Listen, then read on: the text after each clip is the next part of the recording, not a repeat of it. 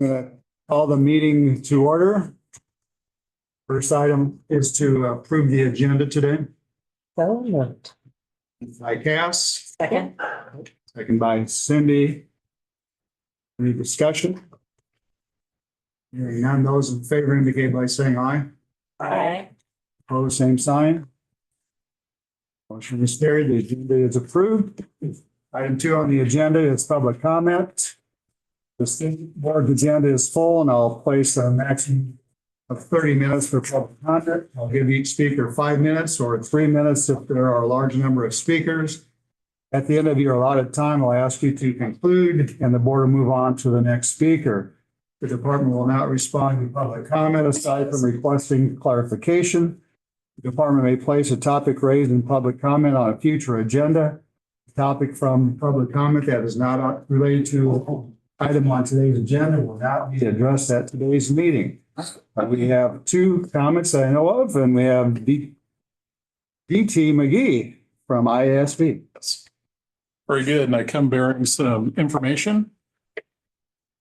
Pass those right fast. So greetings from ISB. Today, it's really just a reminder of an invitation to come out to the convention on November 21st. We always appreciate being able to honor the State Board of Education each year. And so coming up next Thursday, we have our annual event. Of course, we have a pre-convention workshops the day before. Welcome to register for those if you would like. Convention is on the 21st, and then we have board president workshop on Friday and a board meeting on Friday as well. In your packets, just a little some information that I wanted to make sure the board is aware of. First is our measures of success. So some data around ISB and who we are, and so we have 100% membership. We serve obviously Iowa Public School Districts 325, our AEAs, and our community colleges. And then right behind that is our strategic plan. And so we are focused on, as you can see on that document, our mission to educate, support, and inspire public school boards in the pursuit of world-class education for all students in Iowa. And then our goals on the back page, we want to provide resources and engage board members with board development opportunities that meet member needs for effective goals. To promote understanding of and advocate for the needs of all students in public education, and to enhance organizational efficacy, responsiveness, and capacity. And then on the other side, we have some research that you may not be aware of. Back in the early 2000s, ISB embarked on a really one of a kind and first of its kind research into the difference between high quality school boards and how they impact student achievement. And so that work was completed, and we actually went through a second round of that. We partnered with some other states and other organizations to complete that work. And so it is highly respected research throughout the country and used quite frequently by state board associations, national school board associations, and at the local level with a lot of school boards. We do specific training for our boards if they're interested around the Lighthouse work. And so I'm not going to read all that off for you today. But I'd encourage you to go take a look at that. If you have any interest in learning more about the Lighthouse research, just reach out to myself. And I may not be the one, as I often say to people, I'd be the one to answer your questions, but I can sure get you in touch with the experts to answer questions. And so appreciate your leadership. Thanks for stepping up and leading on the state board. And also, we hope to see you on the 21st at the ISB convention. And again, my card is in there, and that has my cell phone on it. So if you ever have any questions for me personally or about ISB, please reach out via email or cell phone. Appreciate all very much. Thanks for having me. Thank you so much. Thank you. And thank you for the invitation. All right, the next public comment that we have is from Isabella Wedge. Isabella?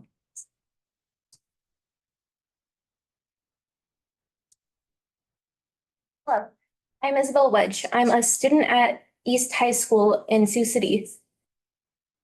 I will be speaking on the attendance policy and how it is harmful to the students, staff, and parents of people who go to these schools. This policy, you are guilty until you're proven innocent. But the only way to be proven innocent is in a court of law, which wastes funds that are used on improving school conditions. The main problem with this policy is that it doesn't differentiate between excused and unexcused absences. This means that a student who gets sent to, who misses school because they were out skipping class for food gets the same punishment as someone who got sent to the ER because they were hit by a bus. And unfortunately, that is a true story. A student at our school was in fact hit by a bus and sent to the ER. And when they came back from emergency surgery and presented the office with a doctor's note, they were coded as medical unexcused. There's an incredible pressure on students to come to school when they are sick or injured now, out of fear of getting penalized. The funds being used to send students to court should be better used to improve conditions of the school. There are currently no requirements for the janitors to clean the tables and desks, which is thoroughly disgusting. You see pencil marks on tables that just stay there until the very end of the year. And it's not just pencil marks that are on those tables. Our school has a rat problem, and I know a lot of others do too. They're doing everything they can to control it, but I saw a table that had rat feces on it that stayed there for over a month and would stay there, continue to stay there if I had not grabbed a tissue and relocated it to the trash bin. And that table did not get sanitized afterwards. I would like to propose some ideas to be considered going forward. This policy right now, it's kind of like putting a Band-Aid over an infected wound. Sure, it looks fine from the outside, but the infection is still festering. School attendance nationwide has all been in the gutter pretty much because of COVID. And since traditional methods have not been effective and continue to not be effective, it's obvious that we need to have more creative and adaptive solutions combating this. For example, in Medford, Massachusetts, a high school, they decided to let students play organized sports during lunch, which is recess, if they had good attendance. And this from 2023 to 2024 decreased the rate of absenteeism by 12%, which is massive.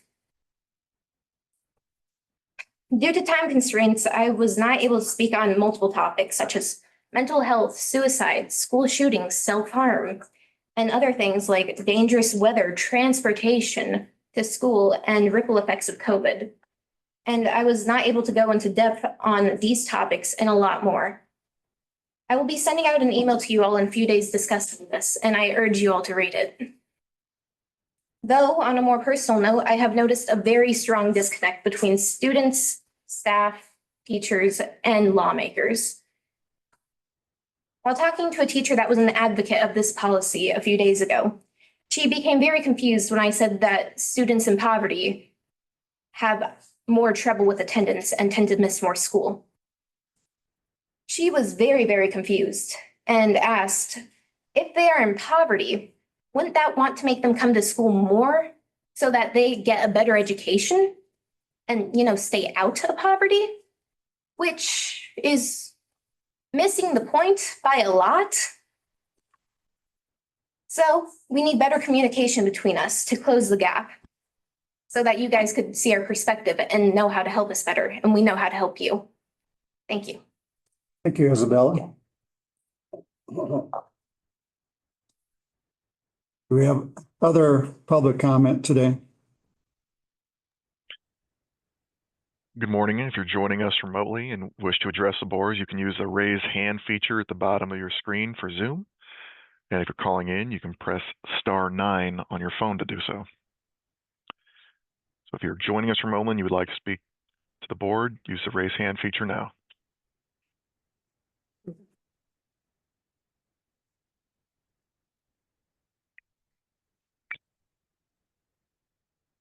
And we have no public comments online. Okay, we will continue on with the agenda. We have the director's report. Director Snow. Good morning, and thank you, President Robbins, Vice President Axiotis, and members of the board. And as always, thanks to each of you for your service on the board. The department has a number of significant updates since our last meeting together in mid-September, so I'll keep many of these updates brief, but I am, of course, happy to answer questions or to dive deeper. So first, the department released new Iowa school performance profiles based on the 23-24 school year following an embargo period and 3 superintendents webinars last week. And Dr. Jay Pennington will present in depth later on in our meeting. But in our last meeting, we dug into our school year 23-24 ISASP results. And this marks the first time that the new state school performance ratings and federal designations have been determined using our unified accountability system as approved by the U.S. Department of Education early this fall. As you know, our new accountability system was built through a robust consultation process that began last December. It included listening sessions and consultation with all superintendents at each of the 9 regional superintendents meetings, consultation with nearly 400 curriculum and instructional leaders across the state, obviously consultation with members of the state board, the executive leadership of our major education associations, and AEA executive leadership. It also included a statewide survey with over 1,400 respondents in which all proposed changes earned a majority of support. And again, that version was informed by that robust consultation in those listening sessions.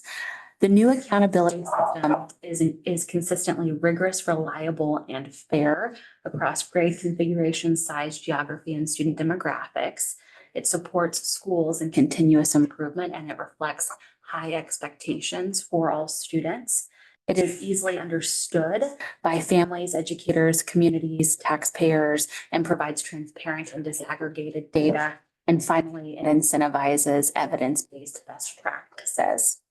So informed by the feedback of thousands of Iowans, the new accountability system uses a streamlined set of core indicators and an understandable point system. Notably, it equally weights proficiency and growth, proficiency in ELA, English Language Arts, math and science, and growth in ELA, math, and growth experienced by students who are English language learners. We also have a new innovative English language learner growth indicator that incorporates the growth experienced by students who attain English proficiency up to 2 years after they have exited, which is a innovative approach and something many states are interested in. It also includes a chronic absenteeism and adds an innovative new attendance growth indicator that looks at the attendance increases experienced by students who were identified as chronically absent in the prior academic year. Again, a very innovative approach that many states have expressed interest in. It includes 4 and 5-year graduation rates, and then it includes a new post-secondary readiness indicator that looks at student outcomes specifically as opposed to system inputs, and specifically measures student attainment of college credit and work-based learning experiences, and in future years will phase in attainment of industry recognized credentials. The new accountability system has reset designations for all schools, which are now available on our Iowa School Performance Profiles website. They also inform the department's investment of over 6,000 hours a year in school improvement assistance to those schools identified as in need of comprehensive support and improvement. I also think it's really important to note that 16 schools that were previously identified as needing comprehensive support and improvement exited their designations this year following their implementation of comprehensive school improvement strategies that were supported by their local communities, their local boards, and the department. And the department will continue to partner with schools in need of support to accelerate student learning through high-quality instructional materials and practices implementation, evidence-based professional learning and leadership coaching, and learner engagement strategies. Dr. Jay Pennington, again, will provide an overview and dive deeper into the methodology and calculations later today. We are also very proud to share that last month, the department announced that it was awarded a 5-year federal competitive grant by the U.S. Department of Education, totaling over $24 million to advance effective evidence-based literacy practices and interventions across the state. And of course, this federal investment builds upon Iowa's comprehensive early literacy state investments that have included evidence-based letters professional learning to up to 6,600 educators, the new ELA standards that were adopted by the board earlier this year and are being implemented now, the summer reading camp grants, as well as the investment in Amira, that intelligent, personalized reading tutoring assistant we talked about in our last meeting. And of course, recent legislation that supports personalized reading plans for K-6 students who are not reading proficiently, as well as legislation aligning accredited teacher preparation programs to the science of reading. And just a couple of quick notes, round 5 of letters is open through November 22nd, and participants will start their course in January of 2025. And regarding Amira, 189 districts have registered for Amira, and nearly 64,000 registered Iowa students have read over 7 million words and spent over 78,000 minutes using Amira. This federal CLSD grant will support the state's implementation of its statewide literacy plan, including district development of local literacy plans that align to that statewide literacy plan. And as a part of the grant, the department will support, continue to support schools in implementing science of reading aligned instruction, including through continued professional learning, school-based literacy leadership teams, high quality standards aligned instructional materials, strong community and family partnerships, and high dose tutoring and targeted interventions that are informed by student data. And we will also work closely with institutions of higher education as they align their teacher preparation programs to the science of reading focused on phonetic awareness, phonics, vocabulary fluency, and text comprehension. Also, we want to touch base on our current standards review process. So as we continue to support schools implementing the new math and ELA standards, we are progressing in our science standards review process. And our first review committee is still meeting, but we are also now seeking applicants to serve on that second review committee that follows the regional open public comment forums, as well as that statewide public comment survey. The second review committee looks at all of that feedback and makes final recommendations that inform the draft that is ultimately presented to the State Board of Education. And applications for the second review committee are being accepted through December 1st. And always want to thank the educators, the administrators, the content experts, the higher education faculty, the community members, the families and parents who serve on these committees. It is a significant time commitment, but a time commitment that has a significant statewide impact. And then for planning purposes, the department anticipates the first read of the revised science standards at the February State Board of Education meeting, and then a second read for potential review and adoption at the March meeting. And then relatedly, the department is also in the process of implementing House File 2545, which directs the department to conduct a comprehensive review of Iowa's standards and instructional practices, our graduation requirements, and our the state literacy plan. Those 3 committees have met twice this fall and will meet again on November 22nd. Each committee provides at least 30 minutes for public comment. And again, want to take the opportunity to continue to encourage all stakeholders to join either in person here in the Grimes office building or remotely, and to share their expertise and their feedback in the public comment with these committees.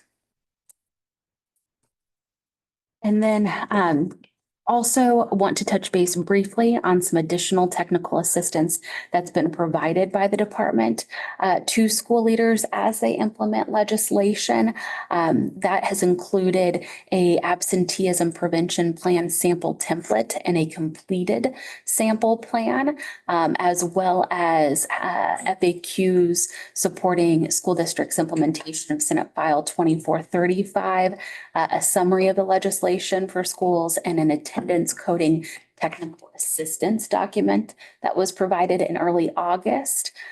The absenteeism prevention plan sample template, and again, it is a sample, includes student information, engagement information, attendance and academic history, barriers to school attendance, absence intervention planning, including the legislatively required weekly and parent guardian contact, as well as implementation details. So please note that all 5 of the resources articulated are technical assistance documents provided by the department that are advisory in nature and are intended to support school districts in meeting their statutory requirements based on the requests for technical assistance that we received from superintendents and school leaders.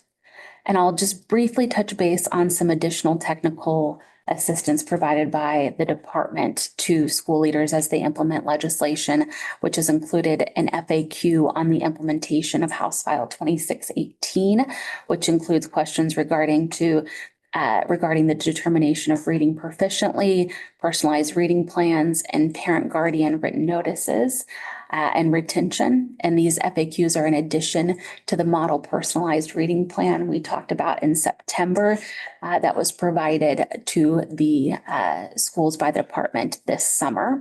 The department also provided a resource the new work-based learning definition in Senate File 2411 and the corresponding reporting of those updates, and a technical assistance document for reporting CTE courses for academic credit authorized in House File 2465, which allows high school students to attain core course credit in math and science for CTE courses in applied sciences, technology, engineering, and manufacturing.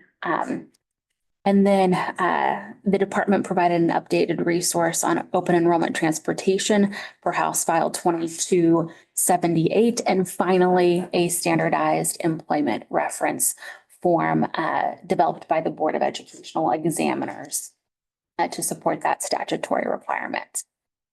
And then shifting into recent grant competitions that are now available, we have reopened the Credentials to Childcare Careers grant application, which began as a pilot program in 5 school districts statewide. Again, that's a $1 million investment to support school districts in preparing students for success in post-secondary education and in-demand careers through the attainment of a CDA, a Child Development Associate. Also supports the recruitment and retention of an early childhood workforce that is of and for the local communities it serves. And it expands access to high quality childcare, supporting working families and students and teachers who are parents of young children. And happy to dive more into the allowable uses and what we're hearing from the pilot grantees. But for the sake of time, also want to mention our license plate competition. So the department is asking K-12 students to help us reimagine Iowa's education license plate.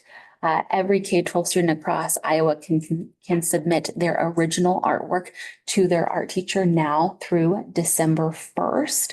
Art teachers can submit up to 10 original designs for statewide consideration by February 1st.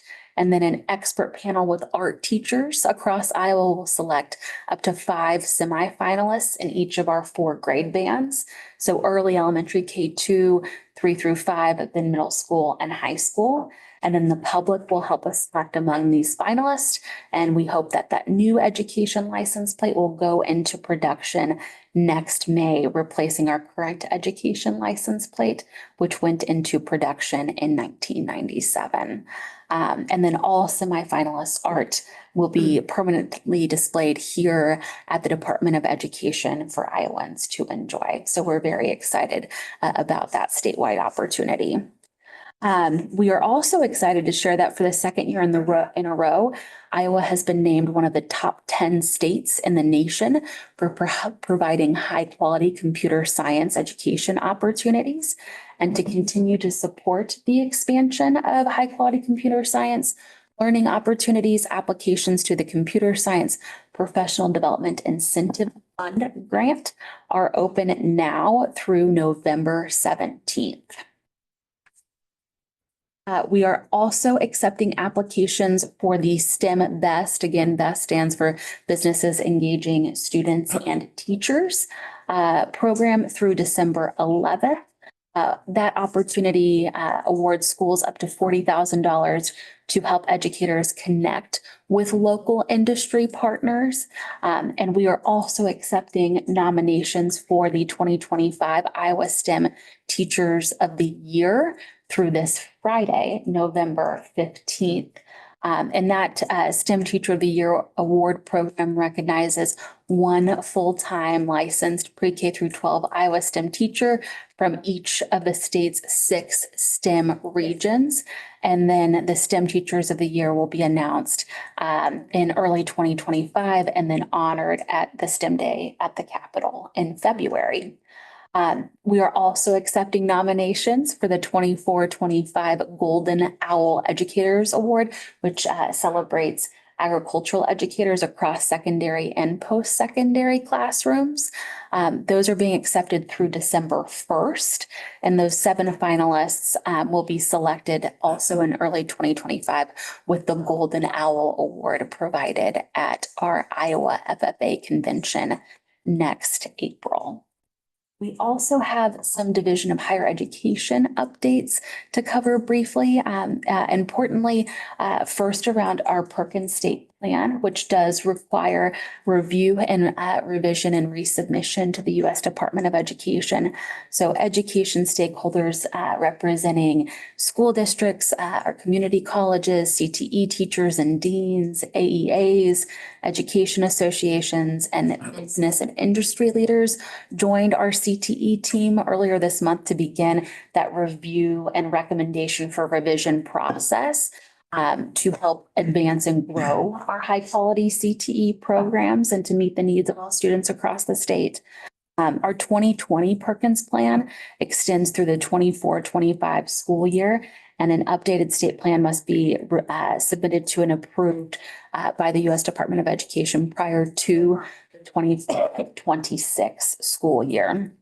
So we are reviewing our initial stakeholder feedback on key topics like work-based learning, industry recognized credentials, our CTSOs or career and technical student organizations, concurrent enrollment, career academies, our CTE educator pipeline, and more, as well as reviewing our latest Perkins data and state CTE data. So similar to our ESSA state revision process, ESSA state plan revision process articulated earlier, the department will propose revisions based on initial feedback, make additional revisions based on those regional listening sessions and a statewide public comment opportunity, and then we'll review and revise based on that feedback prior to submission to the U.S. Department of Education.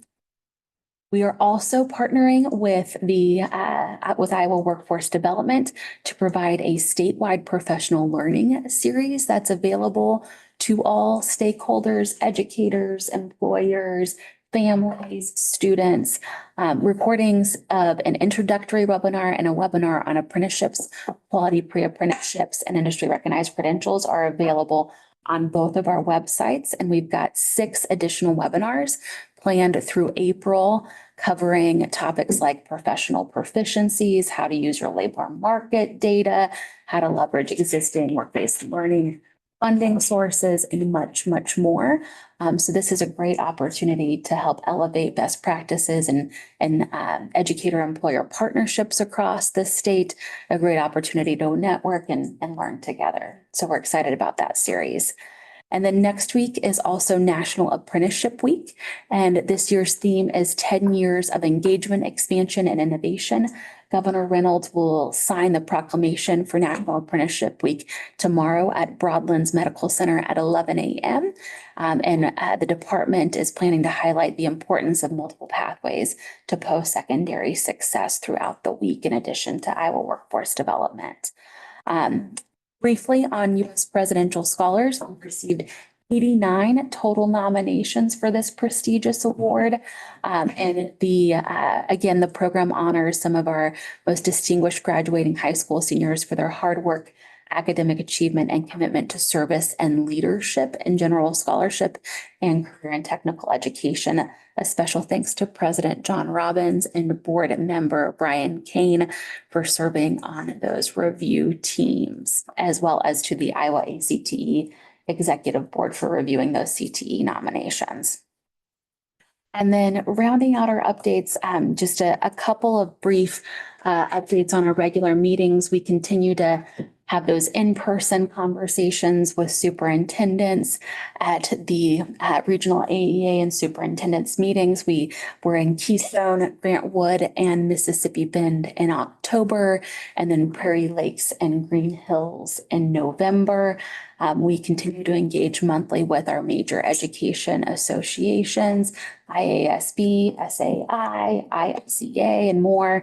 As well as monthly with our community college presidents, with the Iowa Reading Research Council, our weekly meetings with AEA chiefs, and then our regular meetings with the Board of Regents and teacher preparation programs covering IACTE and the Regents teacher preparation programs, as well as regular meetings with the DD Council, the Developmental Disabilities Council. And we're excited about a webinar actually later today in partnership with them, focused on parent engagement.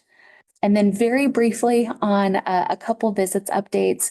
Last month, we met with Clear Creek Amana Superintendent Corey Seymour and members of his leadership team to learn more about their strong focus on the science of reading and evidence-based literacy instruction. We were also at the Kirkwood Community College Lynn County Regional Center with President Christy Fisher and members of her leadership team.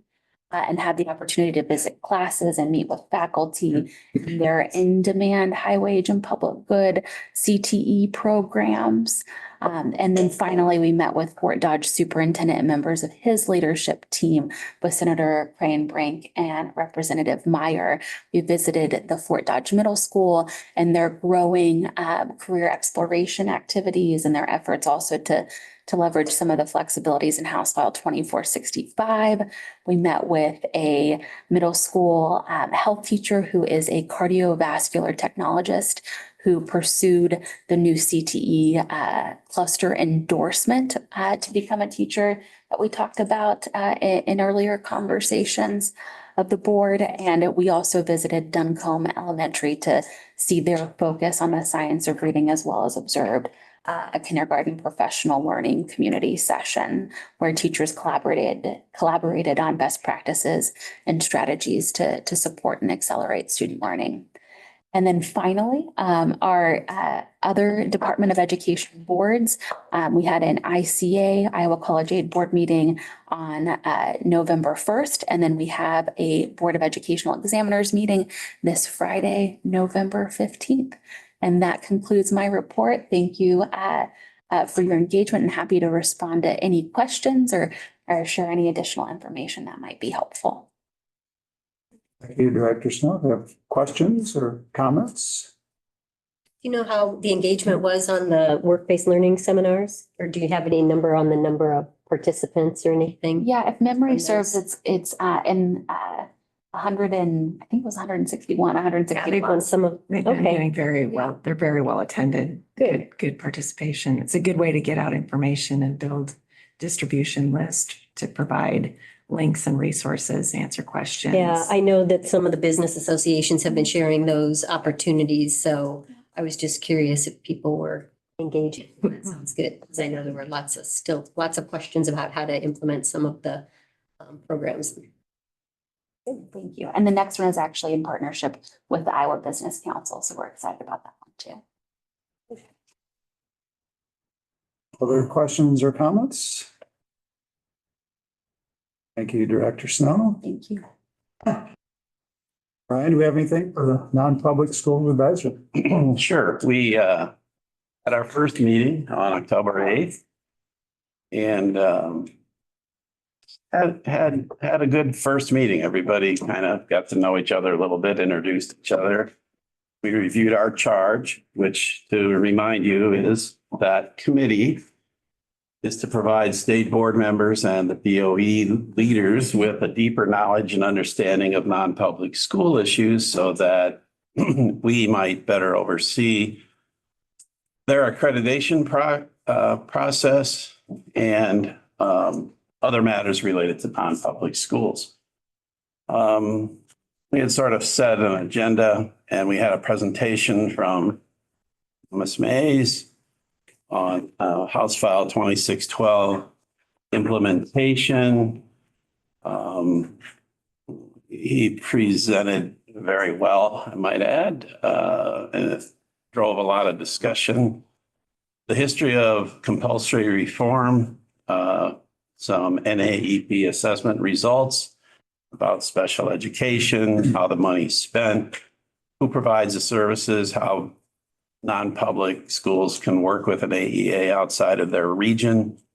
With all the activity about AEAs, this was well received, and there were a lot of questions. Then Isabella Arzola presented the ESSA introduction, I guess, if you will, as it affects equitable services for non-public schools. Talked about the federal program, the resources that are provided, the criteria for availability of services, some history of that. There were a lot of questions on both of those topics. We were going to have a presentation on the ISASP administration, but time ran out, so that's been deferred to one of our next meetings. And then there was a presentation by Eric Gebhardt on the Eanes disposition of property that a lot of people were interested in terms of identifying school materials. And once there's a list made, requesting of programs, schools, if they want to keep it or not. Our next steps, from a housekeeping standpoint, people will get minutes a week before a meeting. The meeting will be in December. There'll be some discussion about non-public school enrollment updates, a learning survey update, the process to review and renew approval of accreditors, independent accreditors for non-public schools, and some discussion about preschool partnership program accreditation. We also requested that the members provide input on any agenda items they would like to see discussed by that group. I felt like we got off to a good start. Thanks to Eric and Teresa, were very helpful. Do you have anything else? No, I think you covered that very well. A good line of communication for sure. Yeah, I think so. So will those meeting minutes be shared with us, Brian, when they come up available, or Yeah, I thought we'd approve of them and then, send? right, Okay. so you'll be getting them after. So I guess we'll have an agenda item here every month, not every month, every meeting we have, which is every month. Pretty close. I didn't mean anything by that. And, but then I think practically to have them approved by the group before I pass them out, like, Sure. good idea. Sure. When's your next meeting? December. I wish I could tell you for sure. It's in December though? Is it the, yeah, I think it's the 10th, Eric. Okay. You guys meet quarterly? Pretty much 4 times. We kind of kept their meetings that were scheduled Oh, okay. I gotcha. for the old, That separate makes sense, board, yeah. at least for this ensuing year. Okay. If people want to move them, that's up to them. That's all I have on that. Any questions or comments for Brian? Mary? How about the community colleges, Cass? We are scheduled to launch on Tuesday, December 3rd. So that will be our very first meeting. We are excited about that. And we actually delayed our launch to that date specifically so we could host our first meeting in partnership with the Community Colleges Convention. We have a very robust first agenda, which includes establishing our charge and formalizing that, along with reviewing the state accreditation revisions and receiving an understanding, better understanding of the community college funding formula. So we have a lot to talk about in our first meeting, as well as coming together as a team. So we're excited about the evolution and being able to provide the support in its new form. But I'll have more to report in our next meeting. All right.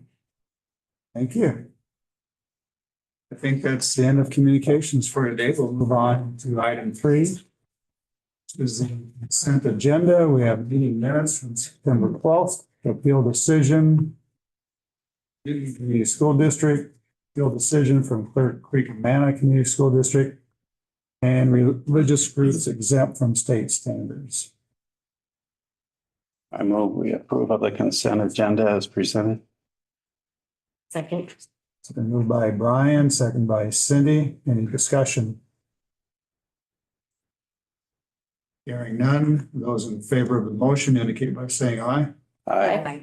Opposed, same sign. It is carried. All right, on to rules. Thomas?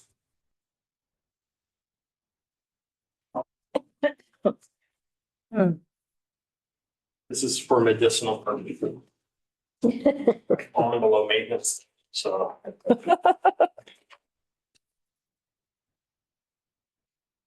Oh, thank you.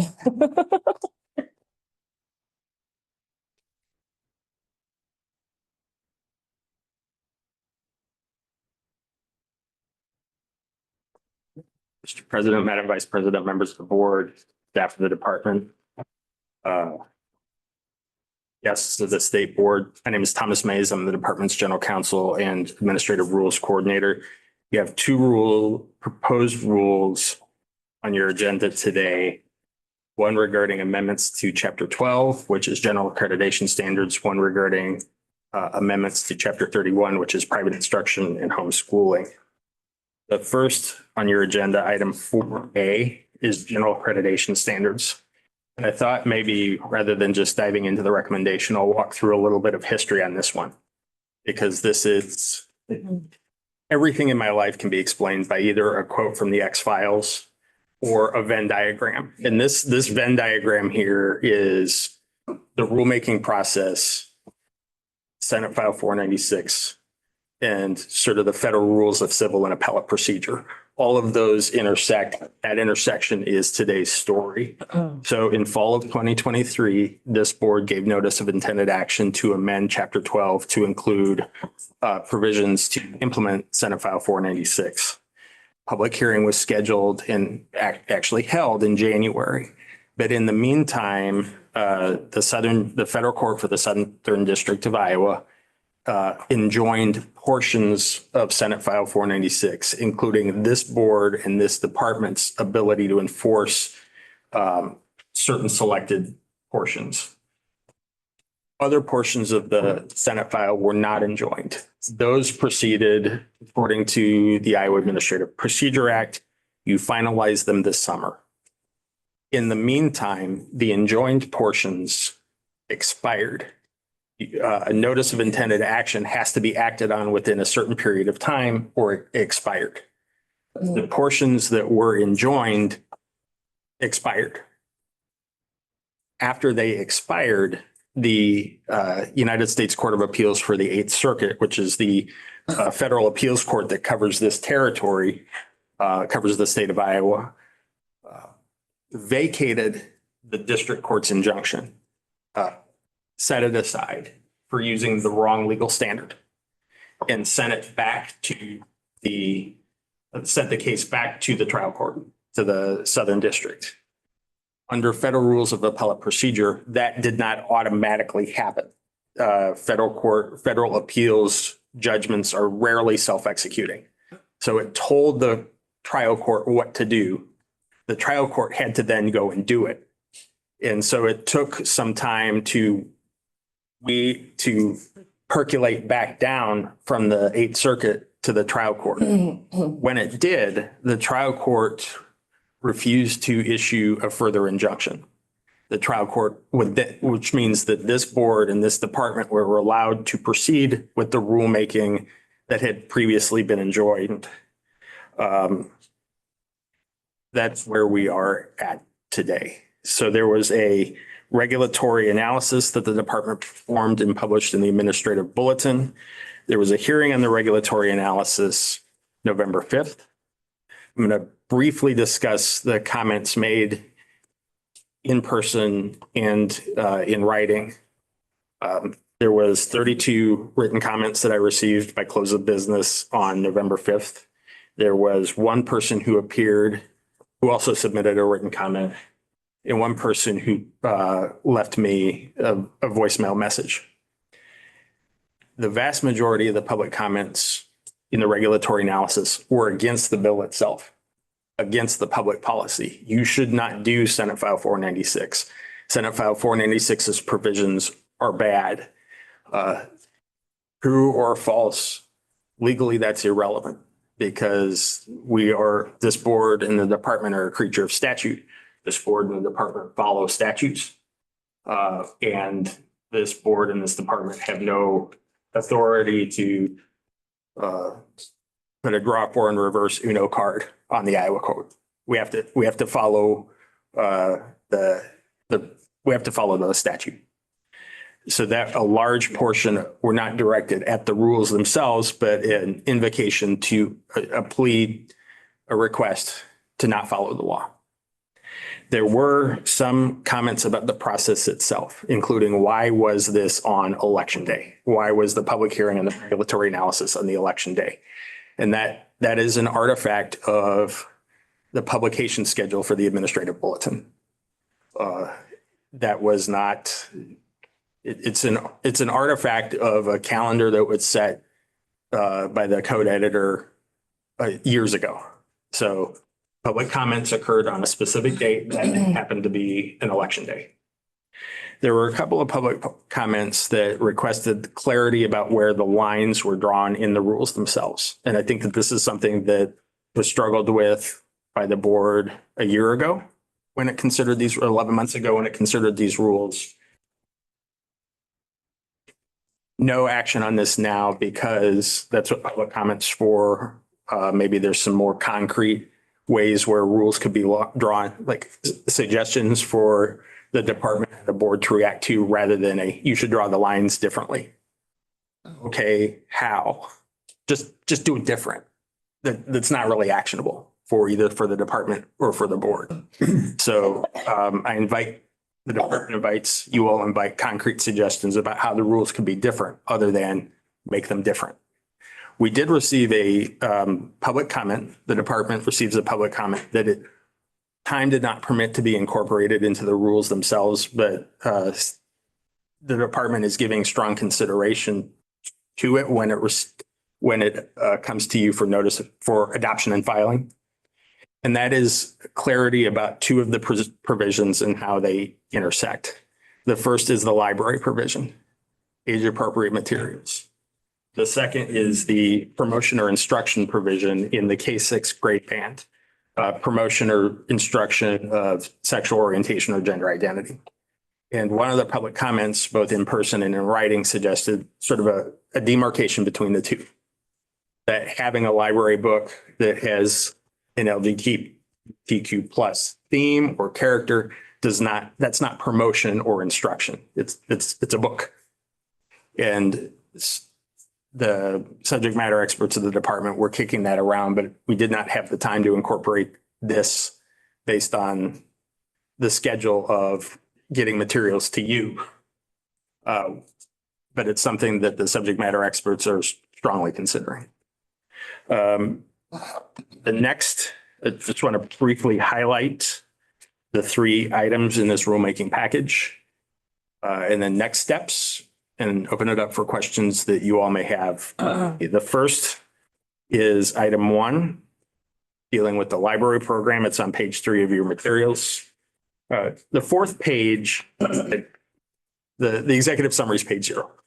The 4th sheet, the 3rd page, adding in the library materials contain only age-appropriate materials. The definition of age-appropriate, you have already adopted in a prior rulemaking package because that definition itself was not enjoined by the federal court.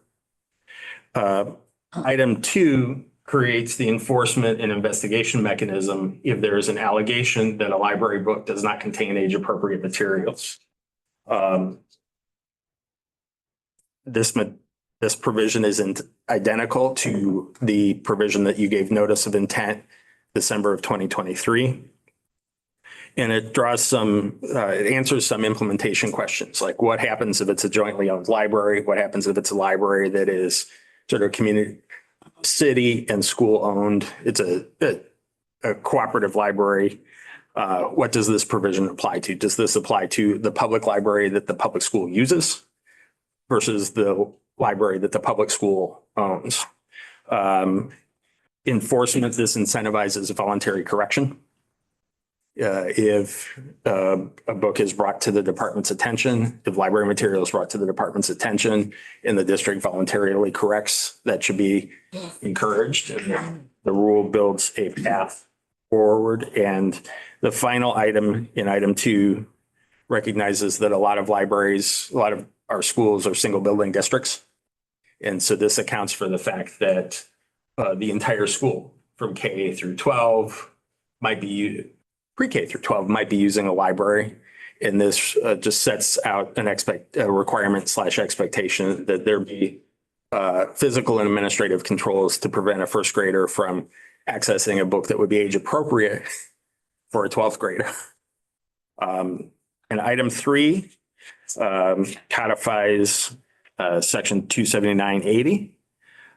School districts should not provide any program, curriculum, test, survey, questionnaire, promotion, or instruction related to gender identity or sexual orientation.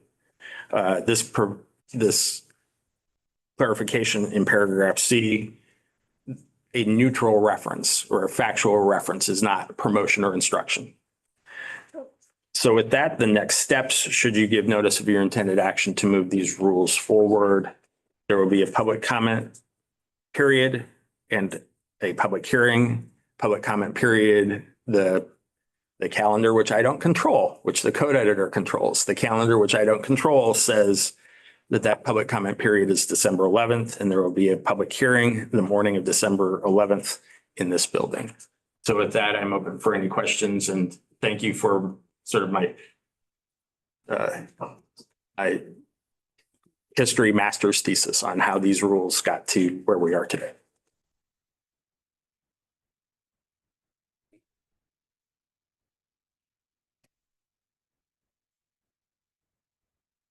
So there's not a whole lot of change from the first rule we adopted to what you're proposing now at the public hearing. Is that? The substance is identical to what you noticed in December of 2023. The numbering is a little bit different. The numbering is different because the unenjoined provisions move forward and they bump some numbers out of order. So if you're the structure is a little bit different. The content is the same. How do you define neutral statement? I think that would be defined the same way that every other term in this rules package would be defined, sort of facts and circumstances, the context surrounding it.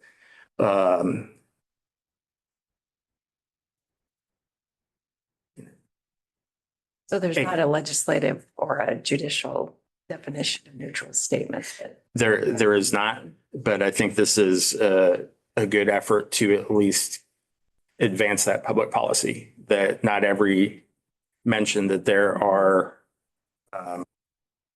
LGBTQ plus individuals is promotion.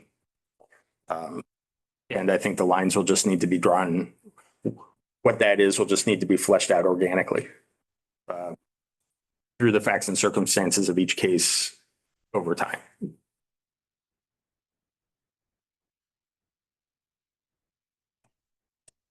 So these rules are the ones that died on the vine when the injunction occurred, and we didn't, the time to hear, approve ran out.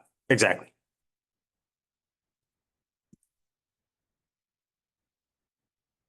So what is the process if a patron, a student, a parent is a concern about a book that's being in the library?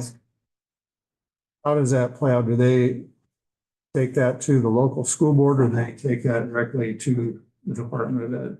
So both and. This does not displace local process, local self-governance. This just creates an additional enforcement mechanism. There's no, under the statute, there's no sequence of you have to do one first. There's no exhaustion of administrative remedies first before complaining. So they could take it to the Department of Ed right away. They could take it to the Department of Ed right away. And that's one of the reasons why the voluntary self-correction sub-rule was added in. Like the school might not even be aware of it. Child might have said, look what book I found in the stacks at the library. School didn't know it was there despite its best efforts. If we call the principal or the curriculum director or the teacher librarian and say, take it off the stacks because of this evidence, or would you look at this? We're standing by this book. We're not standing by this book, but if they voluntarily correct, that voluntary correction subparagraph is designed to make the local system and the state system kind of be cooperative. Okay. So whether it goes to the local board or comes directly to the Department of Ed, there'll be some determination whether that book is appropriate or not. Correct. Okay.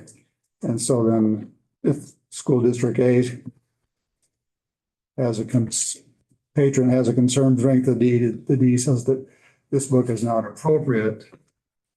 I'm assuming that has ramifications for every other school district that would have that book in their library.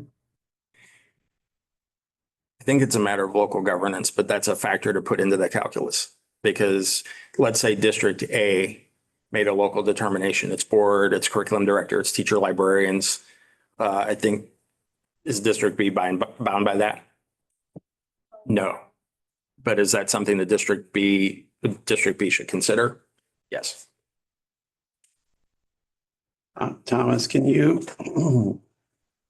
just help me square 12.310B, the item 1, very first sentence of that, to which was added that contains only age appropriate materials, with the multi-grade libraries that talks about the district will exercise reasonable physical, administrative, and technological controls. Item 1 is saying with the that contains only age appropriate materials in the library. And that seems to be reinforced by item 2. How are people going to handle 4? It seems like even the multi-grade language that's not fully controlled by the school district should only have, is required to have only age appropriate materials in it because of the first sentence of item 1. I'm just trying to, did we make this harder, or am I making any sense? It's age appropriate materials in item 1 for the library. Is the school district supposed to say, well, this section of the library is only for pre-K 6 or something. And this section is for 7, 8 through 12. So there's two layers to age appropriate. There is in any age, graphic or visual depictions of a sex act. That is age inappropriate regardless, but there are judgments about age appropriateness in addition to graphic or visual depictions of a sex act. So I think that the library program prior to this amendment never had any age appropriate restriction in it. It was, you have a library program. And there was no statutory duty to curate your library program based on age appropriateness. Most like teacher librarians did. But I don't think that this adds anything. I think it might be the additional paragraphs in item 2 were intended to sort of account for not every library is operated by a metro high school. Not every school library is operated by a large school district. Some libraries are consortium or cooperatives, which we encourage with cities or with community colleges or with other operators of libraries. The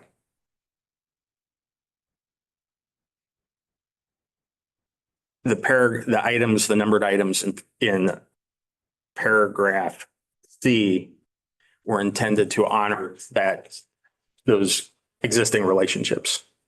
The final paragraph, the final numbered paragraph, final numbered sentence in item 2 is guidance, not perfect guidance, but guidance for schools that do have those single building districts that have a single library serving all. And I think it is possible to segregate or to call off, this is for the elementary grade band, this is for everybody, this is for the middle grade band, this is for high school. I think that's reasonably doable. So I think it's making it, the intent is to make it easier to implement, but in making it easier to implement and easier to partner, it creates some line drawing issues, which Director Townsend pointed out another line drawing issue in the proposed rules. I think this is another line drawing issue around honoring the reality of school library programs.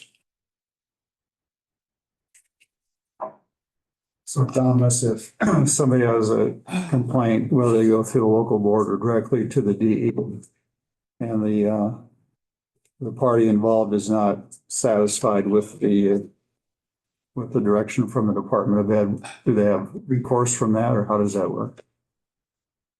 Well, depending on what decision was made, it may be an appealable issue to you all. If it's a school board action, there's an appeal process under Chapter 290. If it's a department decision, there would be appeal procedures available under the Administrative Procedure Act. If a licensee is dissatisfied with the outcomes of a Board of Educational Examiners hearing, there's a Board of Educational Examiners appeal process. So there are multiple appeals processes for those who are dissatisfied with an ultimate outcome that the book is age appropriate or the book is not. Okay. Other questions for Thomas with this one?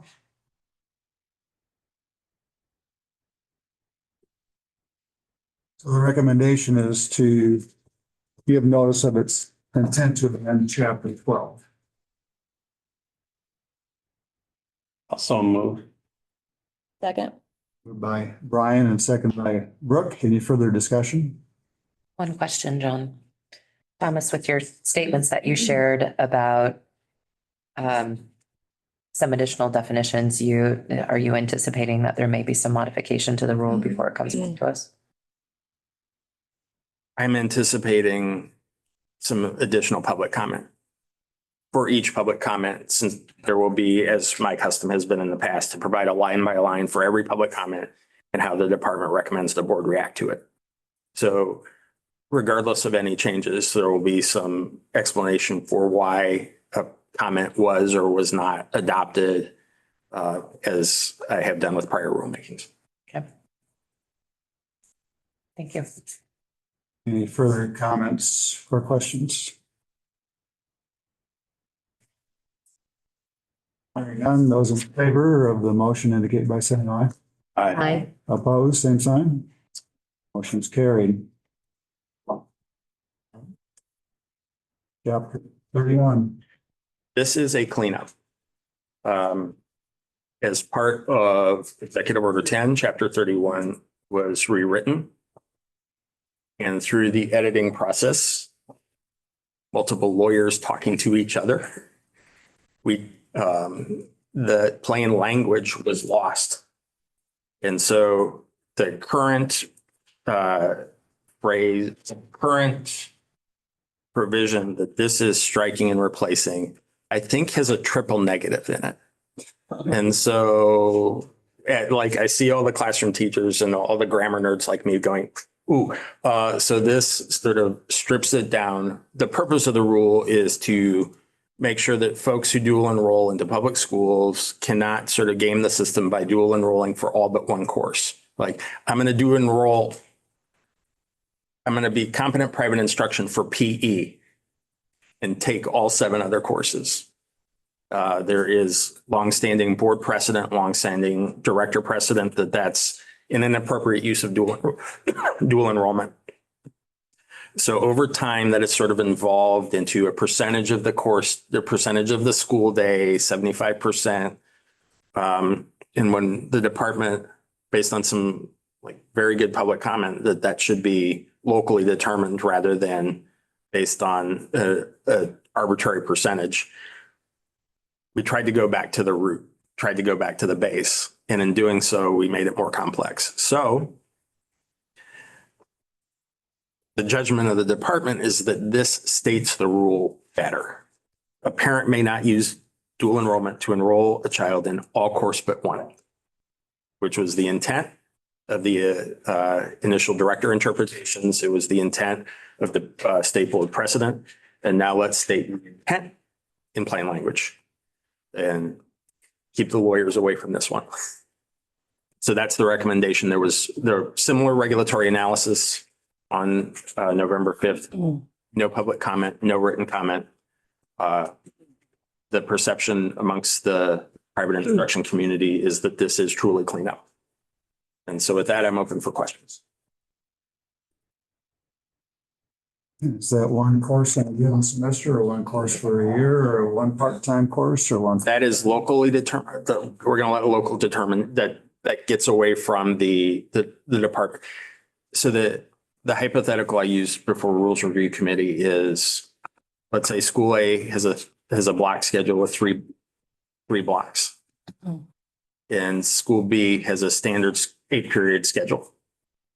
I think operationally, it would be for whatever marking period is under consideration,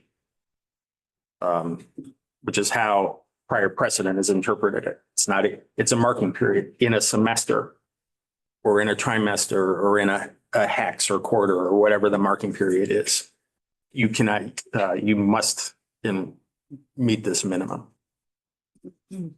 But what a marking period looks like and what a schedule looks like and what a course looks like is locally determined. But after that local determination has been made, apply this rule to those local decision rules.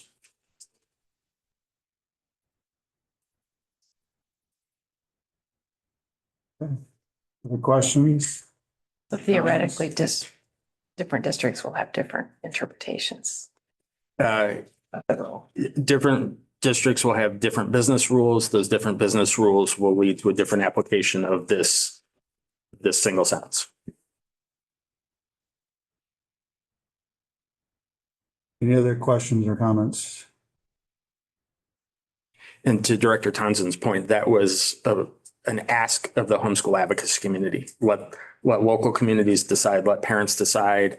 If I'm a private instruction family in a high school with a block schedule, that's my decision to make versus skinny block versus a standard 8-period day. That was this local application was a request from the advocacy communities themselves.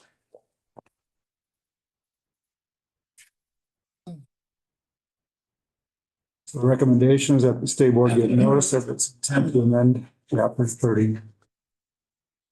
I move we take notice. All right, so moves to give notice. Second. Second by Mary. Any questions or further discussion? Hearing none, those in favor of the motion indicate by saying aye. Aye. Those opposed, same sign. Motion is carried. We have a number of charter schools coming up. So it's like a good time for before we get to those. So we will break for 10 minutes and come back at 10. That. Next item on the agenda is item 5 with charter school contract amendment requests. We have Barbara and Deborah. Thank you, President Robbins, Director Snow, members of the board. Thank you for this opportunity to present the agenda items regarding charter schools and the state board's authority as the sole authorizer of charter schools in the state. Agenda items number 5 and 6 are very similar in nature. They are in reference to an amendment request from Quest Forward Cedar Rapids, and then number 6, Quest Forward Des Moines. We have not yet had the opportunity to consider an amendment request from a charter school. This is our first time. So as such, we have developed a system. As we develop systems as we go throughout this authorization cycle. The form that Quest Forward has completed in request of their amendment contains both the original language from their original contract. In addition, the original contract was included in your board packet for your reference in case you wanted to read all of it again. It included proposed new language, the rationale for the request, the desired outcome, the best practices and implementation, and any documentation that the school would choose to provide. And so with that, I'm going to turn it over to Dr. Olin to go through the request itself, first for Cedar Rapids. Thank you. The Quest Forward serves grades 6 through 12. So both the Des Moines Quest Forward Charter School as well as the Cedar Rapids Quest Charter School serves students 6 through 12. The board authorized them in January 2024 to open their doors in August of 2025. So this request is before their opening. What Deborah said was correct. You have on the actual amendment request form in your packet, you have the old language right next to the new language. I have both of them here on the screen for you. Basically what both Quest in Cedar Rapids and Des Moines are asking for is to waive the 25611, which is our offer and teach. The previous application said, no, we do not want to waive anything at all. And they skipped the section of indicating which waivers that they wanted because they had that option. All charters have an option of waiving 25611. What Quest would like to do is waive 25611 or offer and teach because they are instituting a phase-in model. So they will start with 6th grade. And they will add grades as they go all the way through 2028, 2029. So in order to adhere to 25611, they would have to have all grades, but they're phasing that in over time with the intent of each time they implement a new grade, they would adhere to that grade's offer and teach. So by the end in 28, 29, they would be adhering to 25611, but they're asking for that waiver so that they can get there by the end of 28, 29. Also required is some documentation of what their desired outcome is, and their desired outcome is to serve every single one of the grades to their greatest as possible with 25611 as they phase those grades in. And so by the time the 28, 29 year is over, they would have full 6 through 12 and full offer and teach. They are required to provide documentation that this was approved by their board and a public meeting, which often happens at the same time. So that is the documentation they also supplied. Matt Lakis is here, available for us if you have any questions about this request. So their request is just for their time of transition from going from a sixth grade through a 6 through 12, and Correct. then afterwards they're back in compliance. Any charter school can ask for a waiver of 25611. It would be in compliance. They can waive that. They're asking for a waiver for that. And then at the end of 2829, they'd actually not need the waiver any longer. They waive the waiver by 2829. But does it say that in here? It does actually in the best Looking practices. for that. Okay. And then Matt's also. Yeah, I just am concerned that we're waiving too much. I mean, we still want Right. grade 6 offer and teach, and then 6 and 7, and then 6, 7, 8, et cetera. In the best practices, it indicates that each course offerings will meet the needs of these students with requirements outlined in 25611.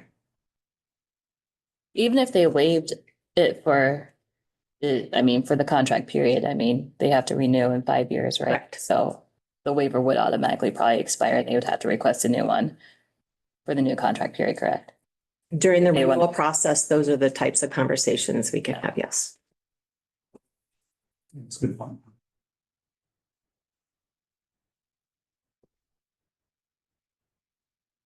Further questions or comments on the proposed recommendation to approve the track amendment request?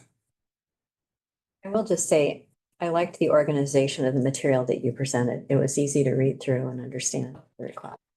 Thank you. Yeah, I like the side-by-side comparison. That makes it easy. If we had tons of amendments, I'm not sure how that would. I'm sorry.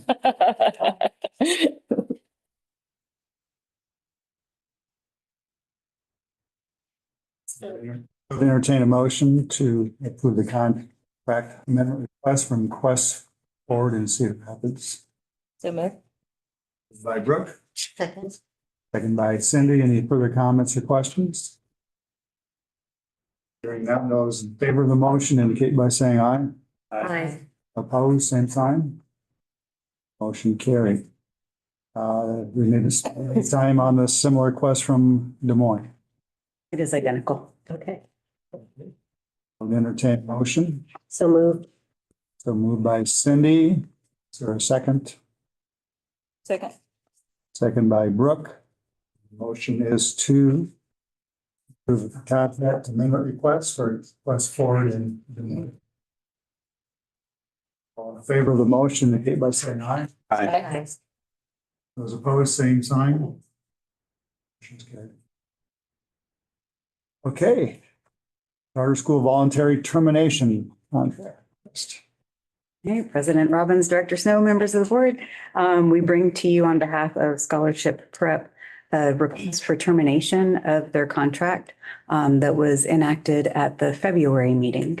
They were authorized in January, contract enacted in February. Due to the reasons listed in their letter to the board, they would like to terminate their contract for 2 charter schools in Iowa, 1 in Cedar Rapids and 1 in Des Moines. And I believe we do have a representative from the school on the line with us. Should you have any questions prior to the vote on their request?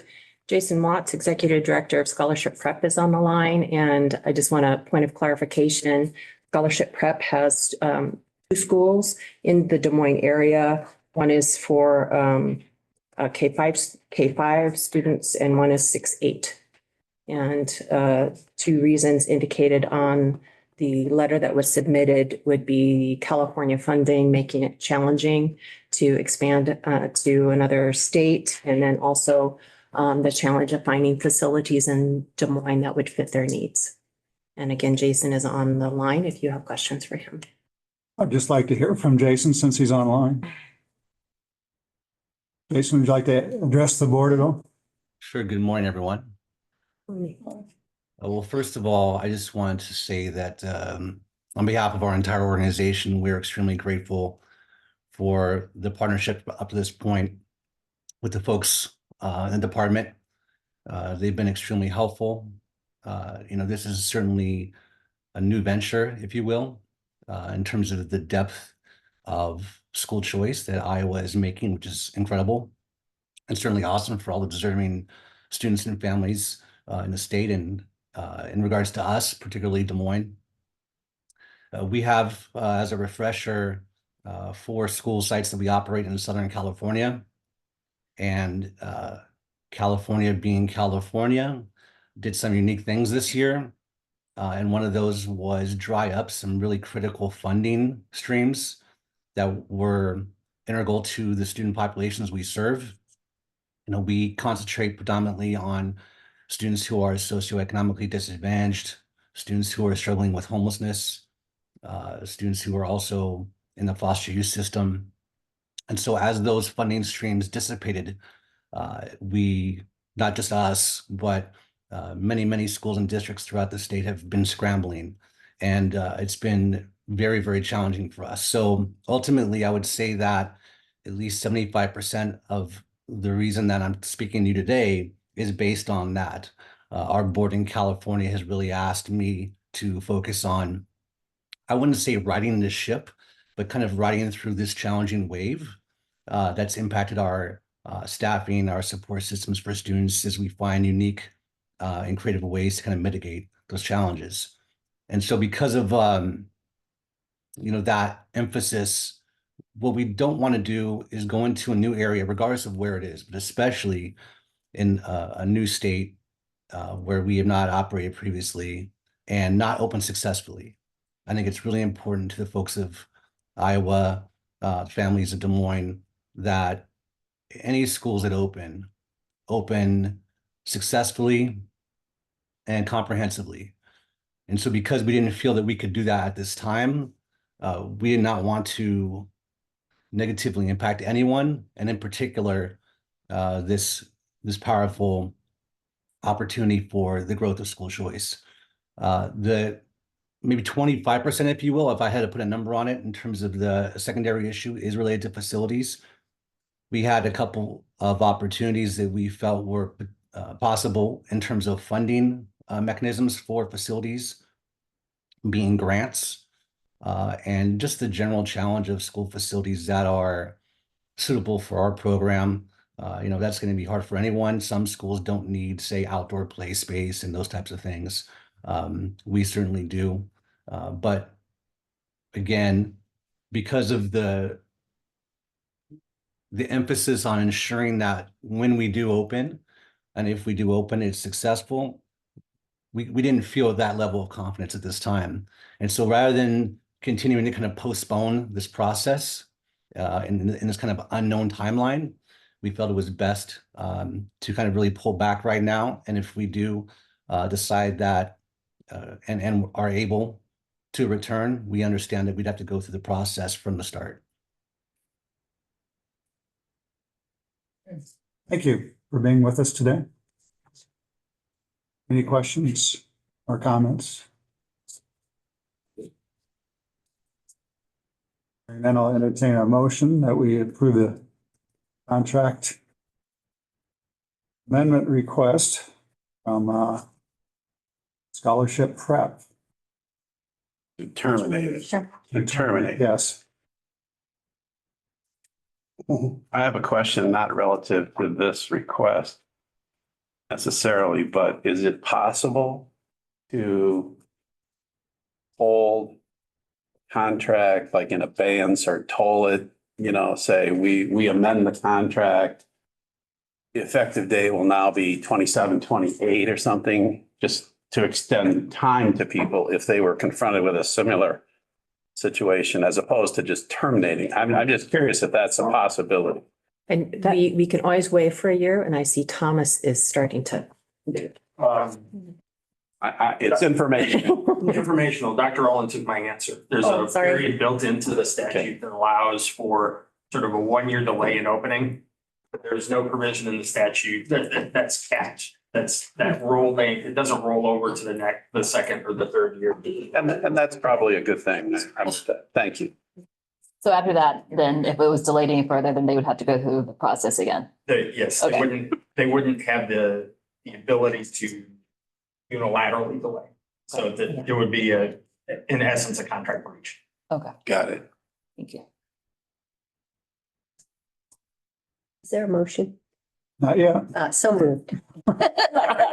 I'll second that.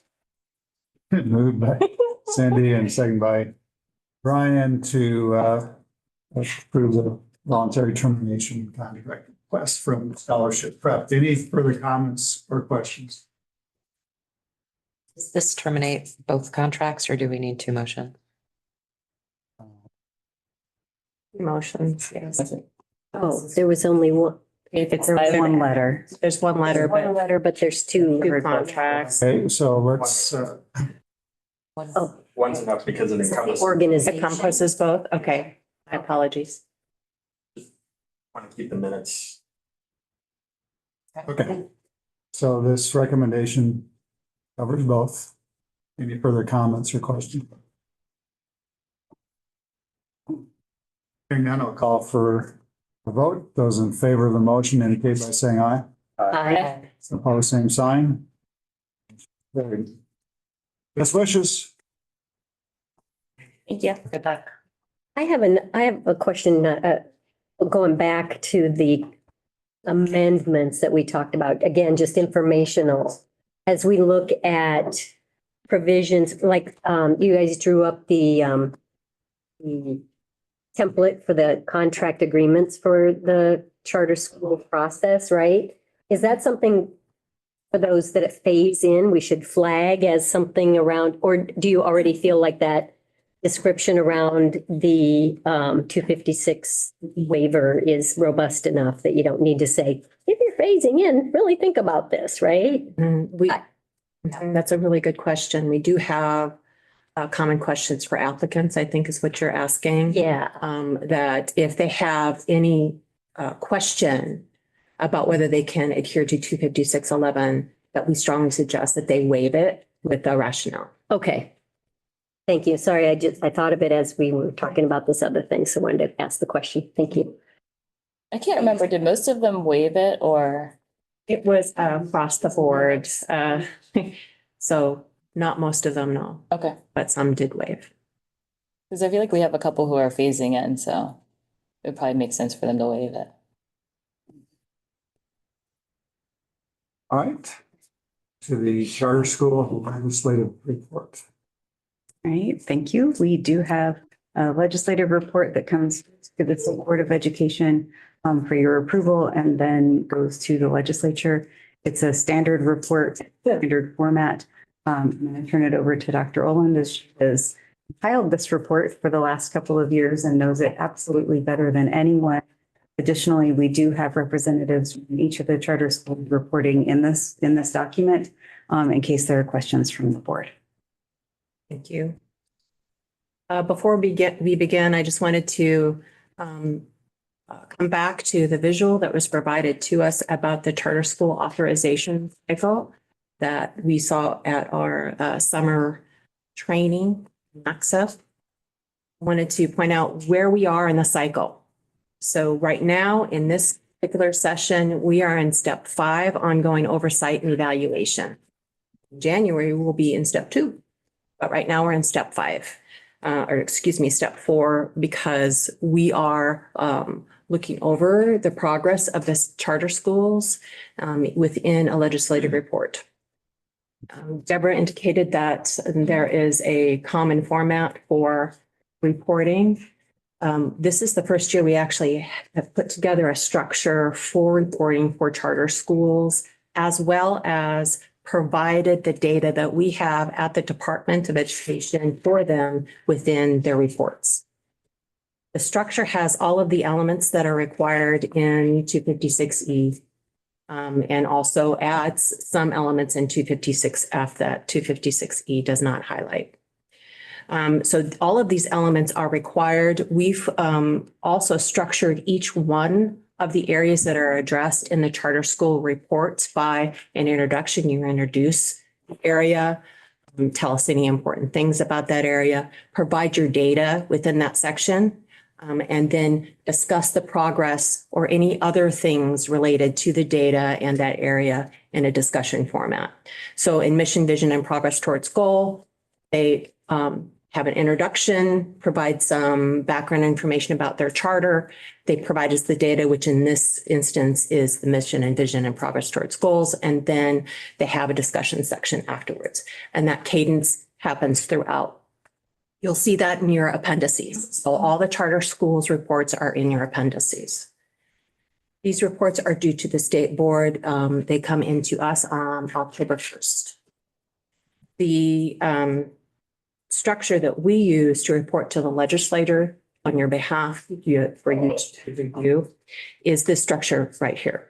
So we have our introduction. We wanted to provide some charter school highlights for you. So in the actual legislative report, you have a one-page highlight section that you can take out of the report and use if you so choose.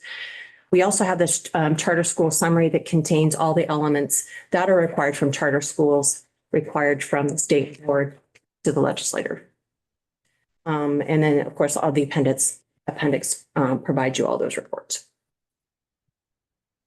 Before we begin on talking about the report itself or the highlights, I wanted to provide you an overview of where we're at with charter schools in Iowa, because it can be kind of confusing. We have 13 charter schools that we have authorized since January 2024. Well, now we have 11. So I need to revise this slide. Now we have 11. Thank you so much, Deborah. We had 13, now we have 11. 10 minutes ago. Yeah. It was correct when you made it. That's right. All right. And then out of the 11, we have 7 that are operational, which means they open their doors. They have been operating or they opened their doors August of 2024. We do have 5 reporting charters, which means that those charters have operated during the year the reporting is required. So they've had at least a year of operation. The data reporting year that they have to have in order to report is 2023-24. These are the 5 reporting charter schools, and there is representation. I'm not seeing all of them online, but there's representation on the call if you have questions. Choice Charter, Dr. Cynthia Knight is online IC for Choice Charter. Hamburg Charter High School, Mike Wells may be joining us soon. Horizon Science Academy, I see Laura Cannon is online for Horizon. Storm Lake Iowa Central Buena Vista Charter School is also reporting, and we may be joined by Matt Doable, the principal, and Brittany Hopkins, the coordinator, as well as the West Central High School. Rob Bush may be joining us as well to answer questions. Just a little note, this is not part of the report, but I just wanted to point out the population that we're talking about here. Charter school enrollment in 2023-24 was 433 students, which represents less than 0.1% of our population in Iowa's public schools. That's a small population. We still really want to focus on high quality charter schools because we want every single student to have that high quality experience in a high quality environment. The highlights on that one pager just provide you a few of them here for you, but that one pager does have more highlights for each one of those schools for you. From 2022-23 to the 23-24 school years, charter enrollment increased 68%, from the 257 to 433 students, which is a hefty leap. A few highlights across the schools that we wanted to provide to you is that Choice had the highest enrollment increase of 94%. So Choice went from 86 schools to 167 students within that time period. Hamburg had an incredible achievement at a 91.7% proficiency in ELA for 9th grade students, which is fairly commendable. Horizon had a huge student enrollment increase too, by over 100 students within that 1 year time period. And within Storm Lake, they had 15 students finish their studies in their program, or received associate's degrees across those areas listed there. And then West Central had a 0% dropout rate and a 100% four-year graduation rate.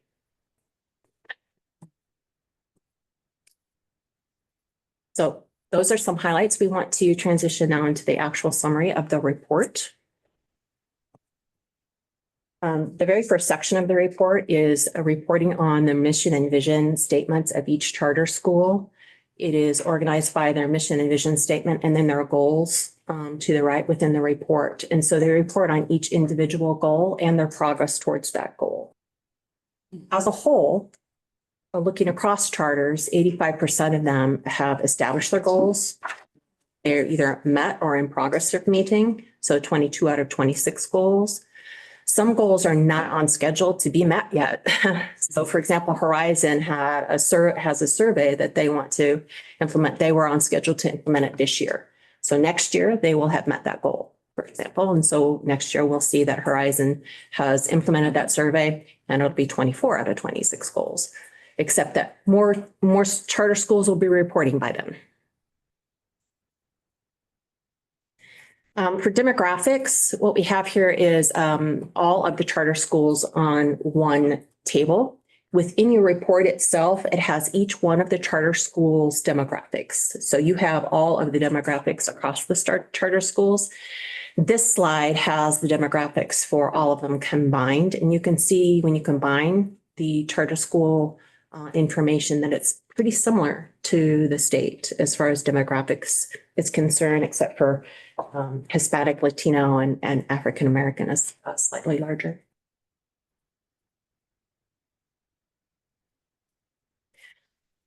For attendance, graduation, and dropout, here are data that we need to be mindful that they come from 22-23, not 23-24. So it's a year lag data.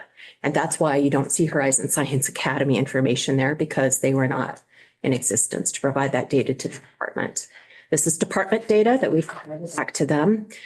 Also, important to note that Storm Lake serves 12th grade only, and so we do not have 4-year or 5-year graduation rates for them. But you can see that most of the charter schools here have attendance rate that's at or near the state, and graduation rates that also are above the state, with the exception of one. If you see dots, that means that the N is less than 10. So we're not reporting on those data. And then the dropout, we have essentially 0% dropout for a couple of the charters.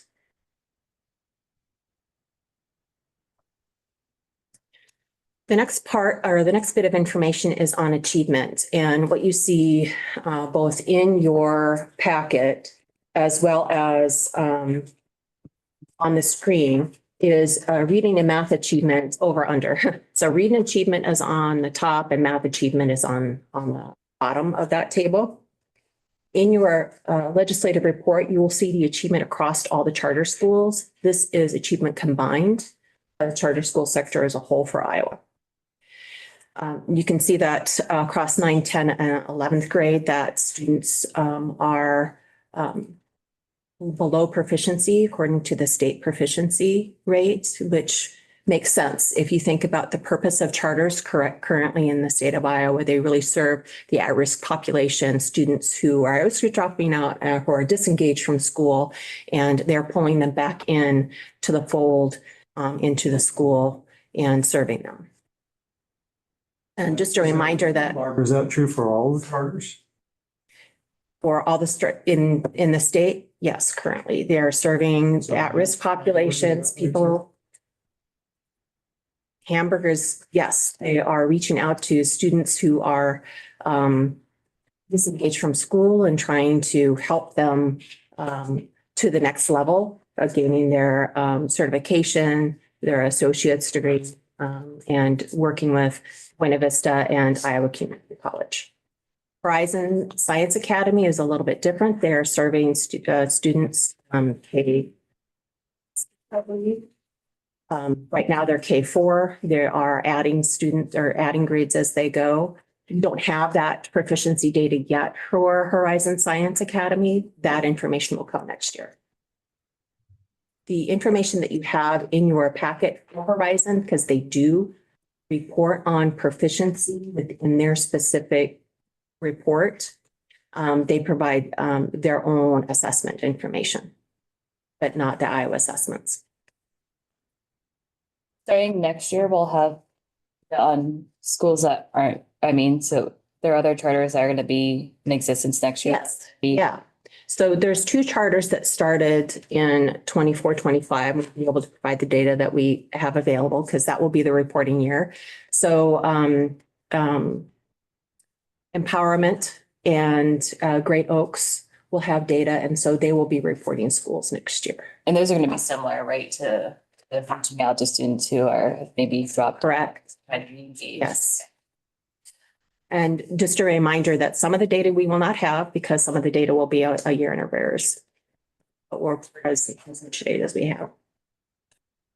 So the Hamburg that ISAS talked about the 91.7 for freshmen or ninth graders or whatever. Kind of picking up on what John asked, their reading and math is for ninth graders isn't, how does that, it says grade 9, their percent 40, well, overall 46. So, I mean, so one school isn't having, that class isn't having an impact on the total number, I guess is what you're telling. It's a low number. The charters reporting across all this are. And it would be way lower without. Yeah. Okay. Yes. The number of students in ninth grade that is reporting from Hamburg would be 11, and then West Central would be 13.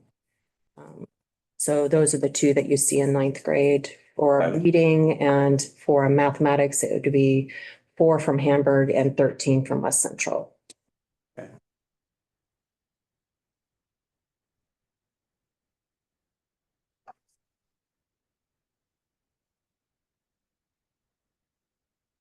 In your reports, in your individual charter reports and the appendices, you will see a list of the teachers that work across the charter schools as well as administrators. So you'll see what their credentials are. In total, though, we have 56 that were reported to us across all the charter schools, and they're all 100% qualified to teach the areas that they are teaching, and the administrators are qualified to lead 7 out of 7. It's the charter school. I don't understand how you collect your reporting, but what's the reason for the year lag? I would not have the answer to that. Jay would have the answer to that as the bureau chief for, and he's not in the room, as the bureau chief for our data. We can get that information to the board. Unless somebody else here knows it. What's the question? What's Why? the year for, why what's is the reason for the lag? all of our data collection is in arrears? It's of the prior year, so the 23-24 school year. For example, when we talked about the Iowa School Performance Profiles earlier today, that's all based on 23-24 academic year data. Attendance, graduation, and dropout are 2 years. They are 22 and 23. So it's a 2-year lag for graduation, attendance, graduation, and dropout. So for when a school term ends in May or June for 1 year, they don't have to report until time way later, or how does that work? No, their data collection is, it depends on what, do you have a specific data point that you're asking a question about? Well, just like, I like the graduation rate. So you would know in May of 24 how many graduated, right? So it's an adjusted 4-year graduation rate. Okay. That's a federally defined metric. So when we get to the Iowa School Performance Profiles, we'll have Jay talk through how graduation rate is collected. But ISAS data, we generally have finalized in August, September. The state summative assessment data, but enrollment collections are a different timeline than the beds collections. and on and on. So it's really specific to the data measure you're interested in. So different data, I think what you're saying is different data reporting methods depending on which data you're collecting. Correct. Yeah. Okay. So for this one, attendance, graduation, and dropout, it's 2 years.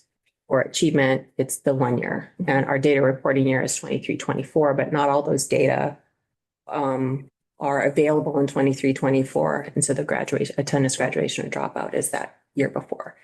And I don't have those specific technical answers for you, but as our director indicated, Jake can answer those questions. Now we're coming to the financial stability. You have this information in your packet as well, or in your report. Report looks really huge, but it's only 23 pages. The rest of it is appendices. The financial summary here is from 22-23 through 23-24. Horizon Science Academy, again, was not in operation in 22-23, so they cannot report those data to you. You can see here and what the Bureau of Business or School Business Operations report is that 4 of the 5 currently operating and reporting public charter schools had expenditures that were greater than revenues in 2024. This is one of the things that I got my attention. Is the financial sustainability, they're running in the red. Right. I'm assuming, I know the governor allocated funds towards charter schools. Say that again. I'm sorry. The governor allocated additional funds for charter schools. Yes, we had a startup and expansion grant that charter schools were able to apply for, and that is reflected in their reported budgets that are in the appendices. So each one of them did report that. So for each one of these charter schools, they would have had a maximum amount of $200,000 available to them. Say something. Yeah, actually, and that grant money was actually for reimbursement for purchases. So that grant money was not intended to go for any sort of deficit. So it was reimbursement of existing purchases. There's a one-time funding Right, specific. and I understand those. Yes. And I think the other thing I think it's important for the board to recognize is that 2 of these schools that appear to be in the red are part of a district.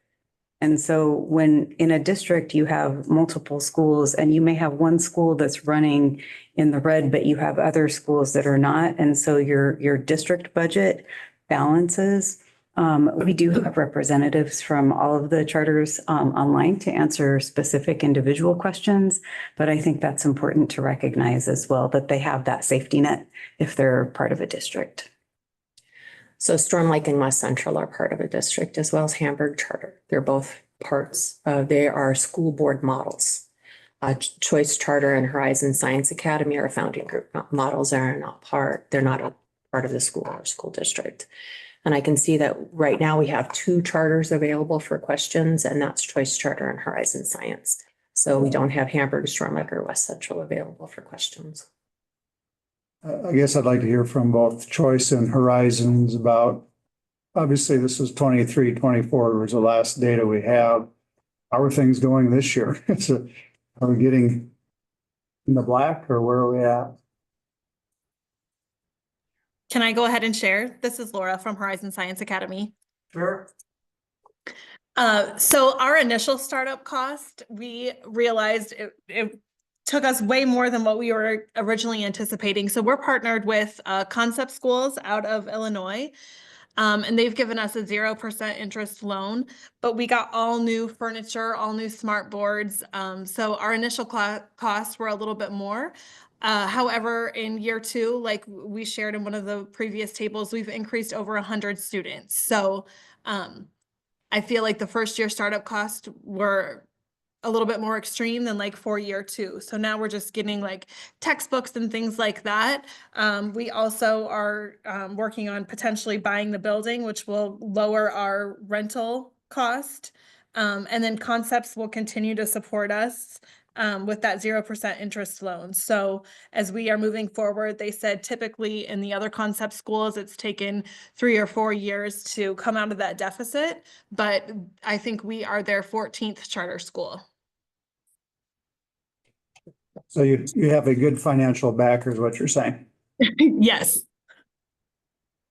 If you look at the table within your report itself, Horizon reported the 621, 664 deficit, but it has decreased to 136.96 for Are you ready? 24, 25. Is that because of borrowed funds? I'm sorry? Do they bring the borrowing in as revenue? I mean, I don't understand. What differ? Laura, did you hear that question? No, I'm sorry. Can you say that one more time? I was asking, are the borrowed funds brought in as revenue on your income statement or just a balance sheet transaction? So it kind of depends on what the revenue is coming in. So we applied for a couple different grants. So we got the CPS grant, which only can go towards our materials. So that can't go for like cost of rent or paying salaries. So it's kind of like a twofold type of situation. So does that answer your question, or do you want me to continue to? Oh, I get it. It's kind of a Okay. mix. It's a mix. It what is. I it's know. called. I can't say like, oh, yes, we're able to just write all of that off because it kind of depends on where that funding comes from.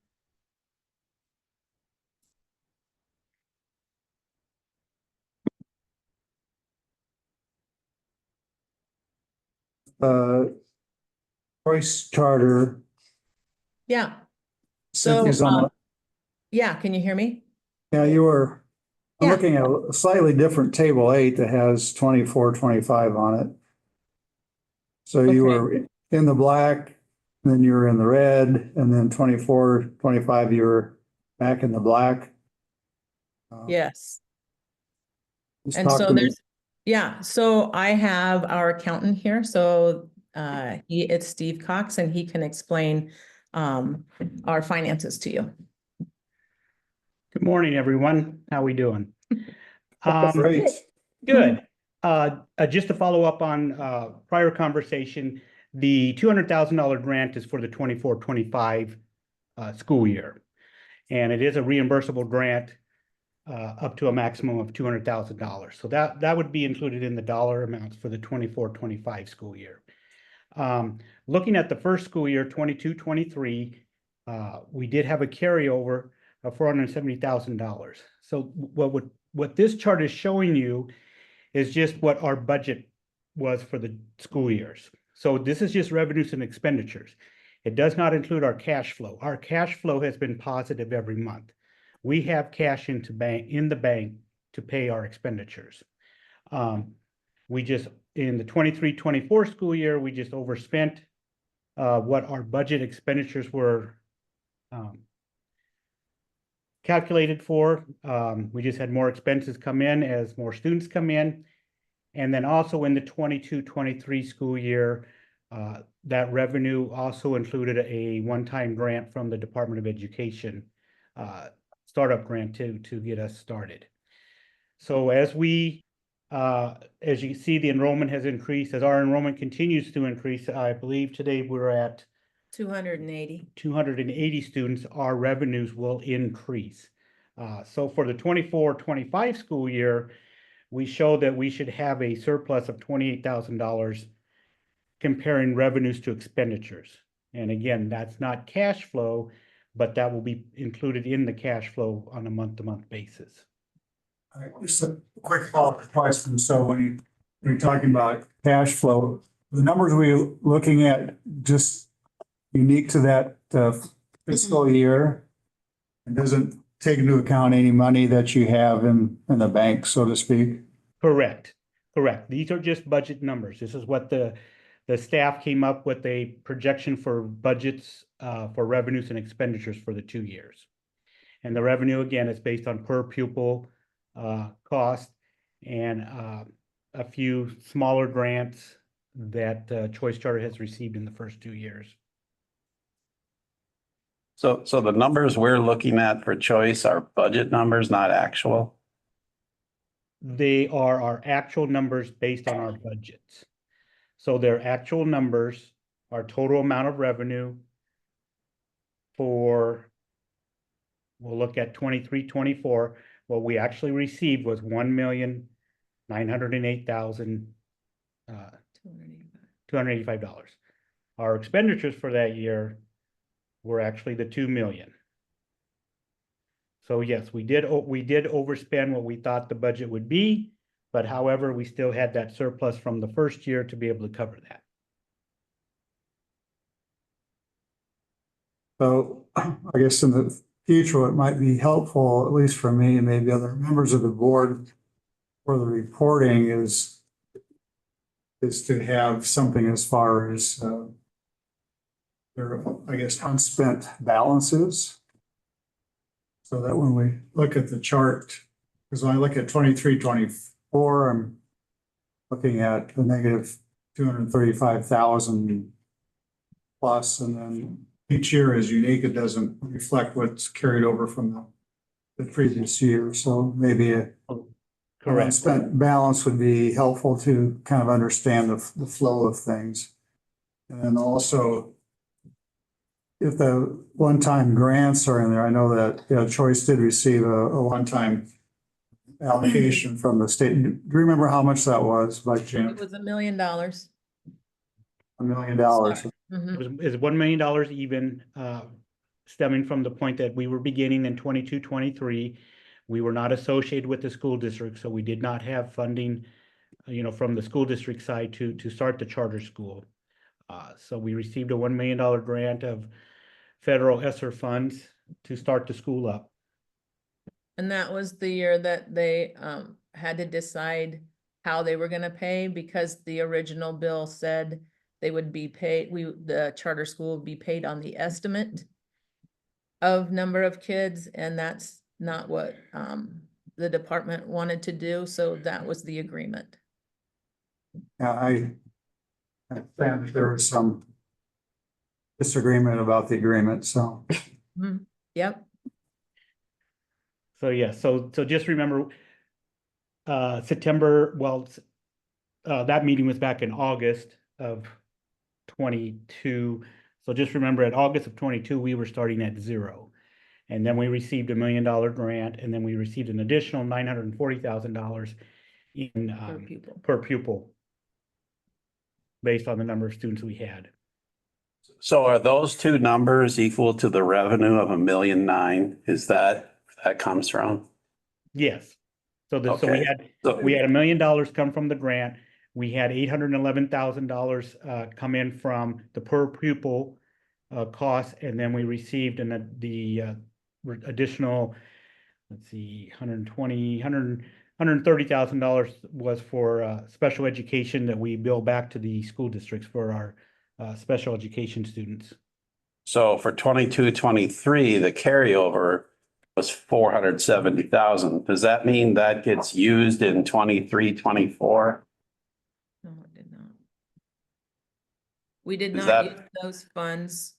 We did not use those funds in our budget. Right, they were not based on in the budget numbers. They were, again, cash flow, so it's sitting in the bank, but when we came up with the budget, We didn't use those funds. we took. Is it there? Is that there right now? Yes, there is money in the bank. The 470, No, or is it minus 235? We're approximately. It's not a $700,000 swing. No, right. Correct. I mean, it's confusing if.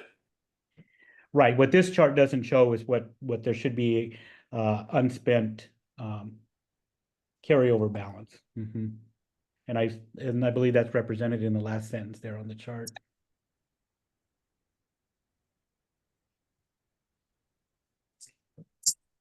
So basically what you're saying is that you're solvent. Right. Okay. Right. We are. As long as the Yes. state continues to pay us per pupil, yes, we are solvent. And of course, we've also, we're into our 3rd year now, so we've fine-tuned and have a little more accurate expenditure estimation when we do the budgets. Our revenues, we're always having to adjust up as our population goes up. So for 24-25, we started 260. we started the budget assuming we would have 260 students. We now have close to 290. So the revenue sides will come up on that. Expenditure sides should stay pretty constant. We're the organization was set up to be able to handle 300 students at this level.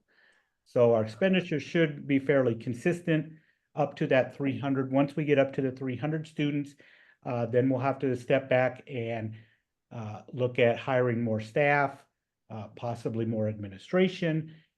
So those expenditures would be increasing based on that.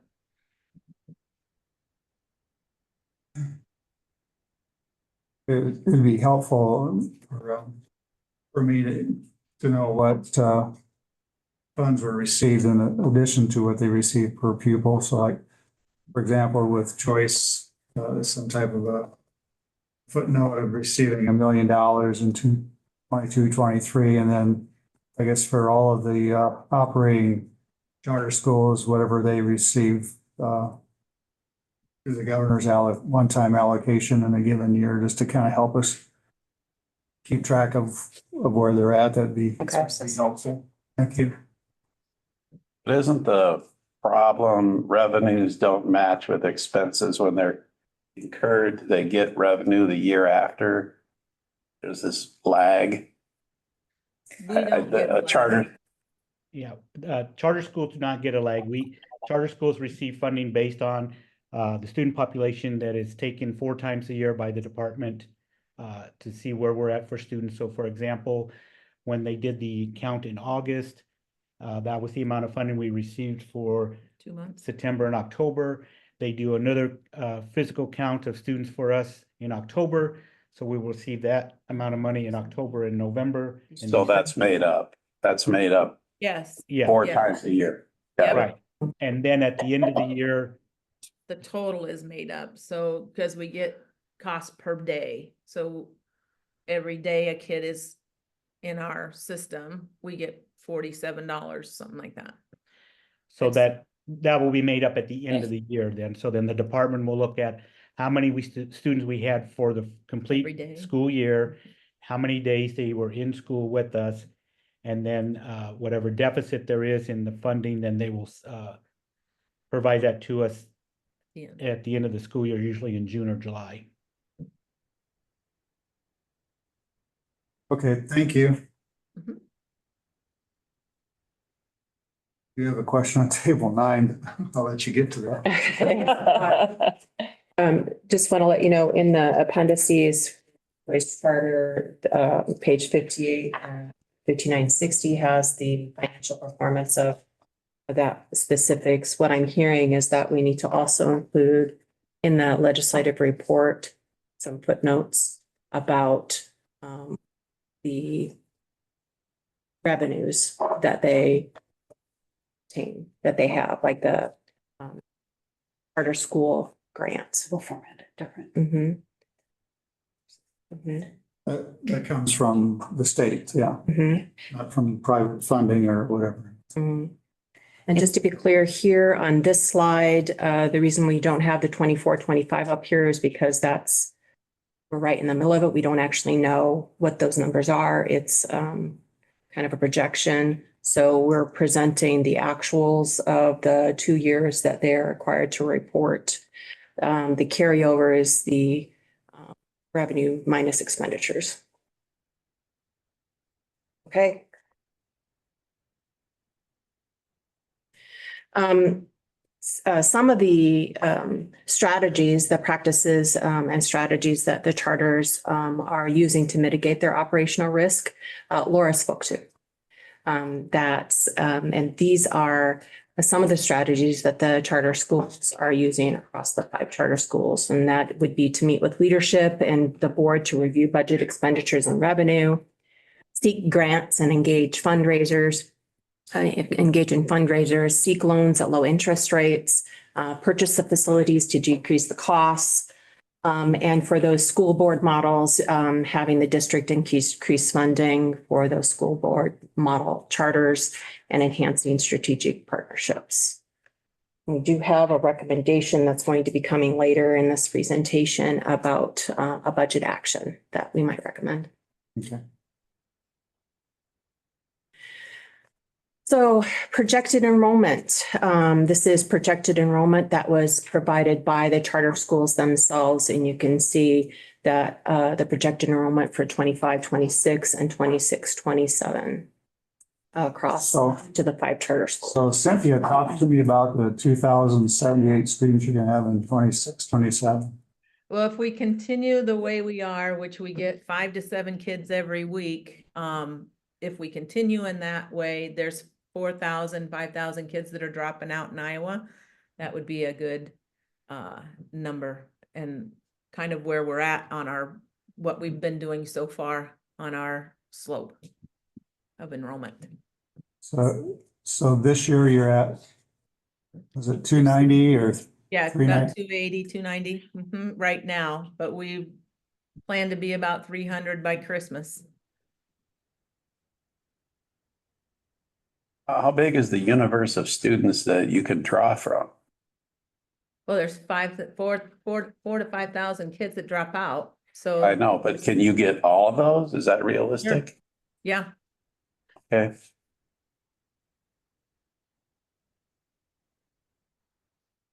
I guess when you count a student, you just count if they're there for a week or a year, or are you counting? this is usually the end of the year count.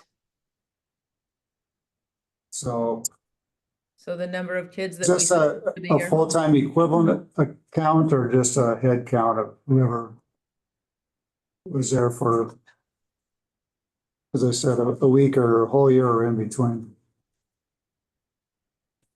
It would, well, that's a good, interesting question, because some kids only need 2 credits and they're only with us for a month. So we count them as a graduate, so I guess it would be just the number of kids that come in.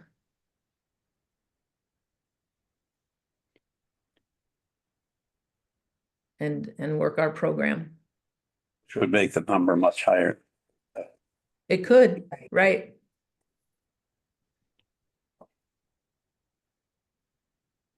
And just How do you fund that? 2070, hope you get there. Yeah. Say, While we have these representatives on the phone, can we just ask, I'd be interested to know, just kind of overall, how do you think things are going? Are they, is this meeting your expectations, exceeding, below? How do you think the overall process of opening schools and getting students in and seeing the outcomes is going?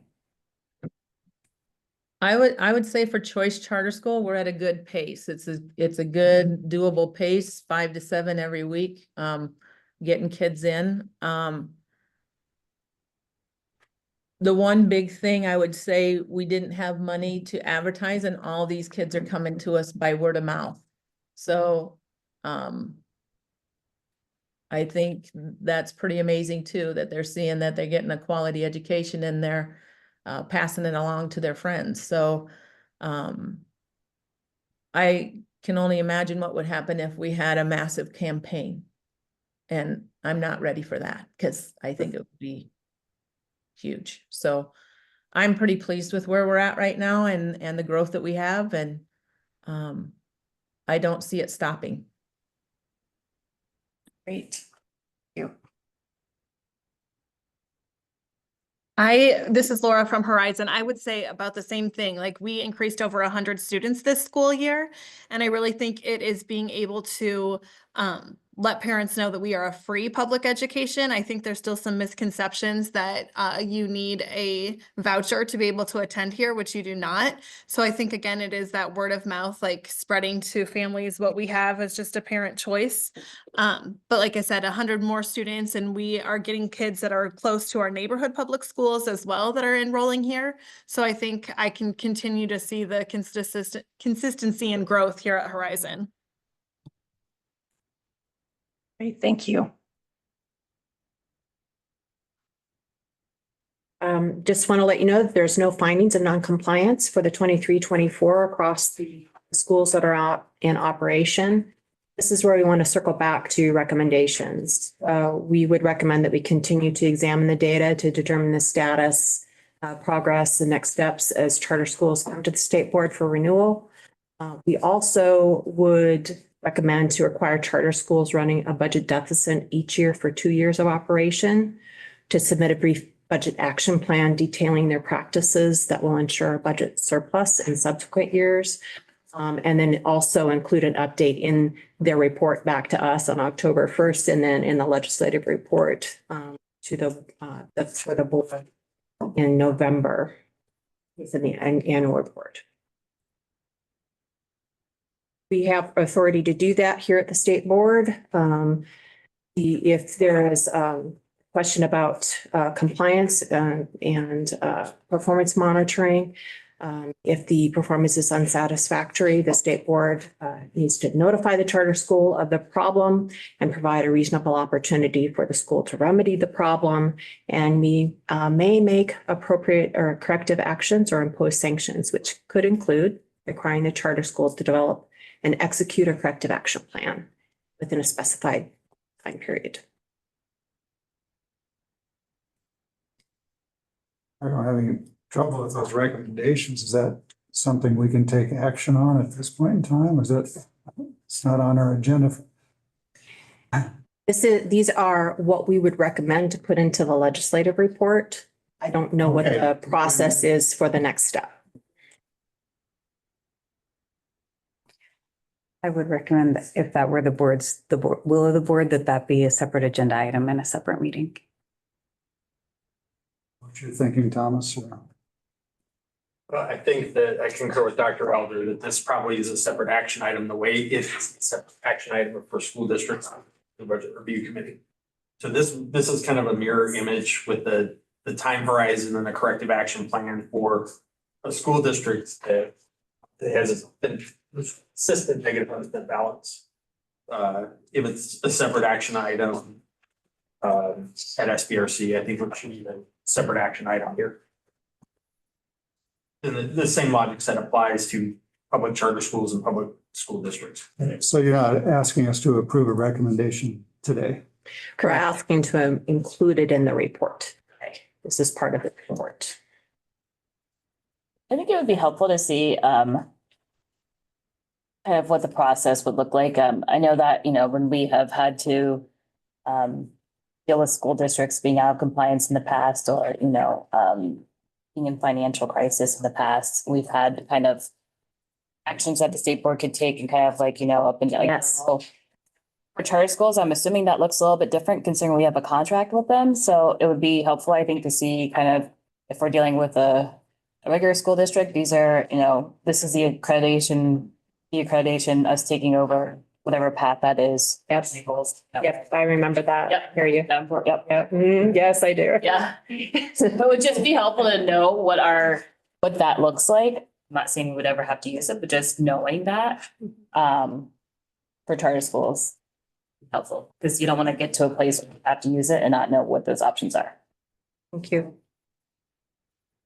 I think my initial thought, and I guess as I share this with the members of the board, is I look at table 8, what I'm kind of struggling with is I don't know that this tells the story of the charter school finance.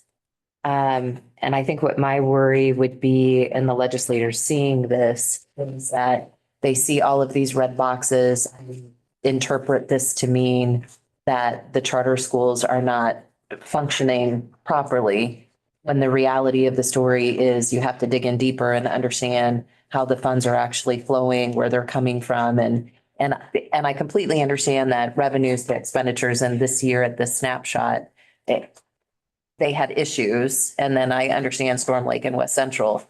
But solvency is a different piece that you don't see in the table. And I know as we talked about the community college budgets, we asked them to make a few statements about what their issues were. So we had the benefit of being able to have that input. I guess my thought would be, it would be helpful, as some of the other members had indicated, is to actually show the solvency on the table. But then if there are extraordinary circumstances that we're seeing within the numbers, that those are indicated within, on this page. So we have the practices that are mitigating operational risk, which is helpful, but I think it would be more helpful to indicate extenuating circumstances. So like knowing from Horizon Sciences Academy that, you know, they have a funding partner now and there were extreme circumstances that they had in their first year of operation that they didn't anticipate, but those have been remedied so that the legislators don't look at this as a pattern, right? Right. Or where they can look at it and see the true pattern. Like, these are the ones we're really worried about, but these had extenuating circumstances that we're not concerned about. I think it's important to distinguish, but that's how I'm seeing it. Yeah, picking up on Cassandra's point, I have two comments. One is I don't think we should call it carryover, because later in the actual reports back, it's like revenue over expenditure. Right. Which really is, I think, from an accounting standpoint, it is, or vice versa. And maybe secondly, could there be some kind of comment on the preliminary macro report to drive people back here? Because when you look at the financial performance tables with the reports, I think they're more educational than, that's why we had all these questions. I think if you go back here, it's a little clearer what's happening. That's all. Okay. So just as a reminder, the report's due on December 1st. So Well, I'm thinking prospectively. There's not much you can do now, probably. Not to, I'm not asking. suggestions are not for this report, but for for sub, future. Right. okay. I think some of the. What are you doing over Thanksgiving?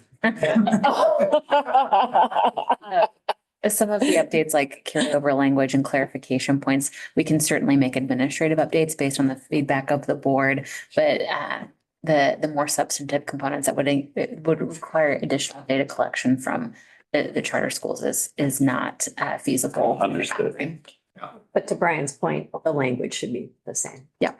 Yep. If you show that to the legislature, you're gonna get slammed with questions because it doesn't really paint the full context of what's going on with the charter schools financially, right? Yeah, because they don't always. They just see the big negative Right. number. Details, trying to be politically. Very diplomatic. Yeah.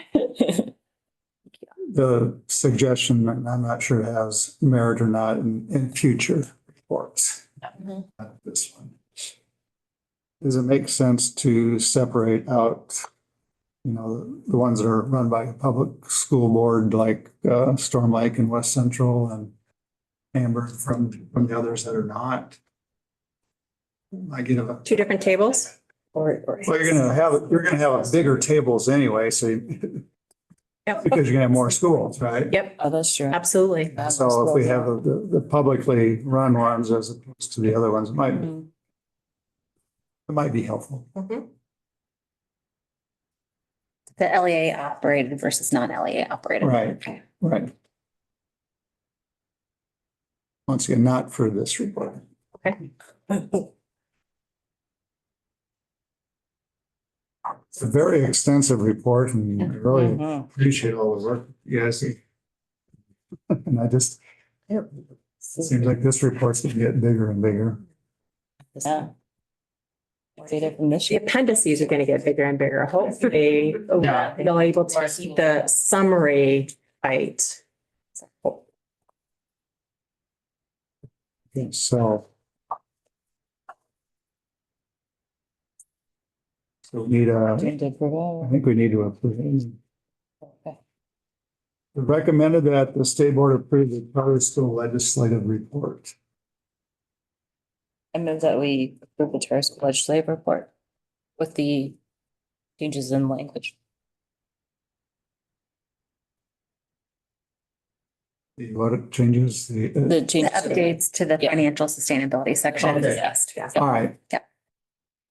Second. Moved by Brooke, second by Mary. Any further comments or discussion? Hearing none, those in favor indicate by saying aye. Aye. Opposed, same sign. It's carried. Thank you. Thank you. We have the Achieve update. Oops.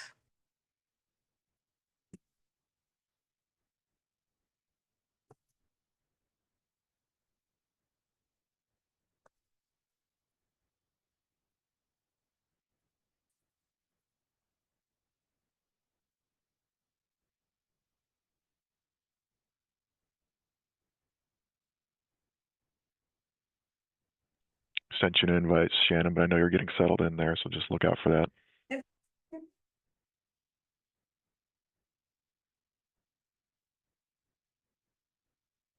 If you want to go ahead. Popped up, but then it's disappeared. There it is. Thanks.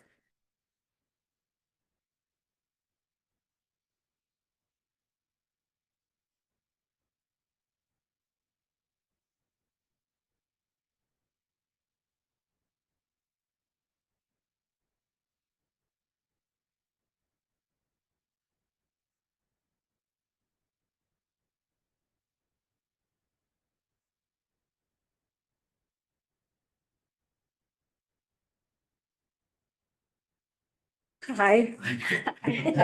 So anticipatory there. I'm Barb Guy, happy to be with you again today. I am the division administrator for the portion of our newly revised, renewed Division of Special Education, the State Accountability and Supports. And with me today is Shannon Grundemeyer. Shannon is our project manager for the Achieve system itself. And I think, oh, yeah, it's up behind us. Great. So just to start with, I want to clarify what Achieve is. Achieve is our system for developing. I was here a number of years ago as we were launching it. Some of you were, I think, here. We were just one little square up there, the Early Access and Special Education Square, which is the system that deals with the development of individualized education plans or individualized family service plans. We have expanded and continue to grow the Achieve system. It really carries now 4 main functions for us. The Deaf and Hard of Hearing database just launched this fall. That's our, if you're familiar with what's known as the VK bill for Deaf and Hard of Hearing, report according to that.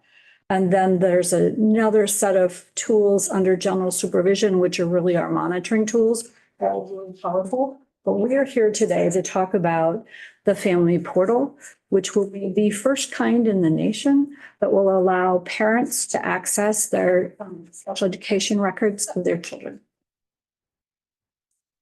So because I do speak in acronyms, I want to give you a couple that I'll try not to use, but I may. So the first part, of course, is that IEP stands, or Individuals with Disabilities Education Act, IDEA. So I'll probably say that quite a bit, IDEA. That's the Individuals with Disabilities Act. Achieve is the name of the system. I've been asked this a lot. It is one thing that is not an acronym within special education. It's just what we try to do, what we try to accomplish. So it's Achieve.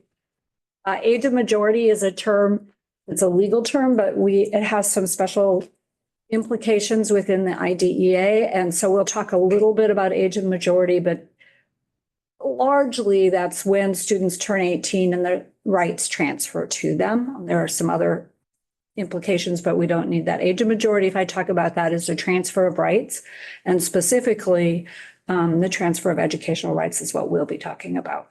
And that's what that date of rights transfers referencing as well. And I think Shannon will talk more about that as you see the display for the Family Portal. IDEA parent is an important terminology in that, as we know, parent has many meanings anymore, and many people serve in the role as parent. IDEA has some very specific language that defines who can serve as a parent for giving consent. So if we're talking specifically about that role, we'll be talking about it as an IDEA parent. IEP, you'll hear us, I will try not to use, but I will, I know I will. Individualized Education Program, that's for students who are eligible for special education services who are ages to 21. And then IFSP are for those kids who are birth to 3, individualized family service plan. So this slide is to give you a really quick idea of who can access the Achieve Family Portal. Not everyone can. Only those individuals who are parents who are defined as parents under IDEA. Their children, if they choose to let their children participate before those children reach the age of majority at 18, or upon that transfer of rights, students who are receiving special education services and who are 18 can access it. And then we've listed here those who cannot be invited to the family portal.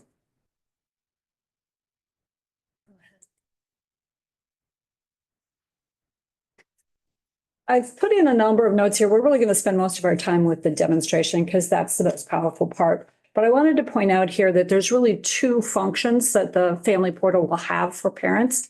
And that's really the ability to view when they want to view, or in some cases, the ability to take action.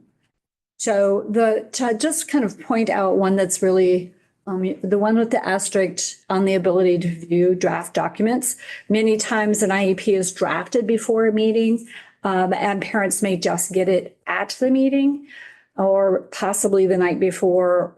This will allow them, if they choose, to sign up for the family portal.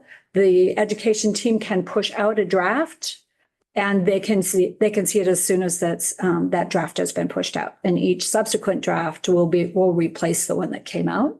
So that we're hoping that will help build collaboration and increase collaboration.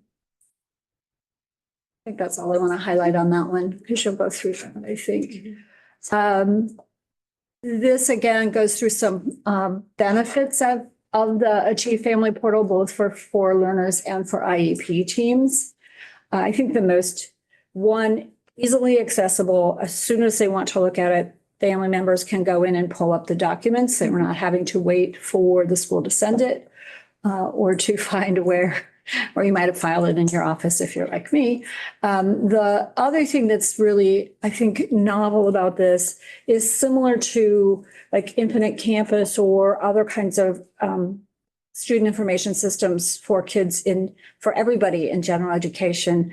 If you want to check on a homework assignment or tests, this system will allow for parents to go in and see real-time progress monitoring data on goals. So they're no longer having to wait for a report card or a reporting period for that. So we're pretty excited about that part of it. The other piece we want to point out is this is an optional. Parents do not have to sign up for this. And if they choose to continue to receive communications as they always have, that's still an availability. That's an option for them. And it is not meant to replace face-to-face interaction and collaboration. I think that leaves us ready for the demonstration.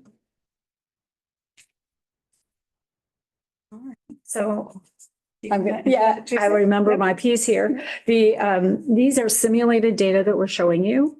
The system is set up in a way that we cannot create a false name for a district. So the district name here, Northland, is truly a district, and we have permission of the superintendent to use this for the display. But everything else in there is simulated. That's right. Thank you for the prompt. You bet.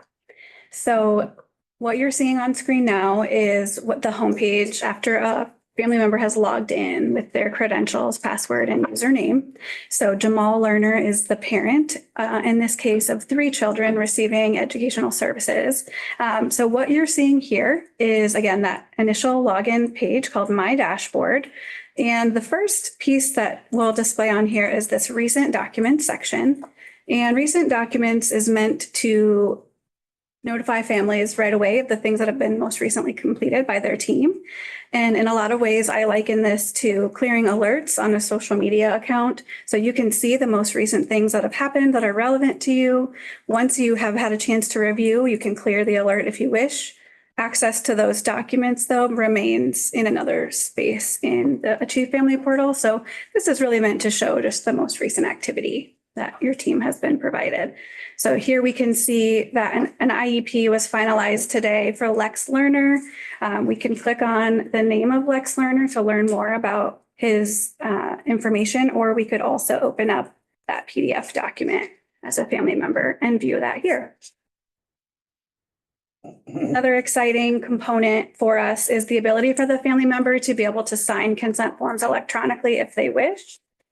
So here you'll see the option to potentially sign this electronically, or if family member prefers, they can still print and physically sign consent documents, but they'll be able to see those once they've been requested by their team. And then this scenario I mentioned before, the family member has 3 learners receiving special education services, meant to be just an example that if you did have more than 1 child receiving services, you would be able to see all of them in one place. So today we're focusing mostly on Lex, but he's also got Leah and Leo as well. So that kind of gives you an example. Clicking on each learner's name will give you more information again about their records.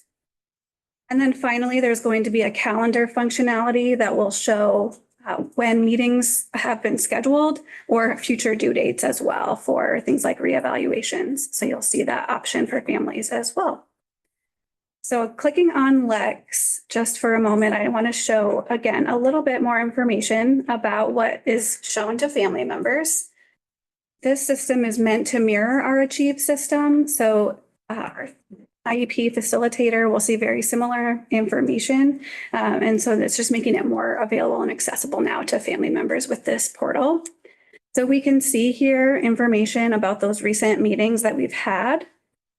By clicking on our documentation stepper, we can see that consent forms have been signed or requested. And we also have a history of all documents that have been generated by Achieve. And as Barb mentioned, as those are finalized, they're pushed over in real time so families can have access to those same things. I'm going to pick on a different learner now to show you some progress monitoring information, which again, we've mentioned is a highlight of our system.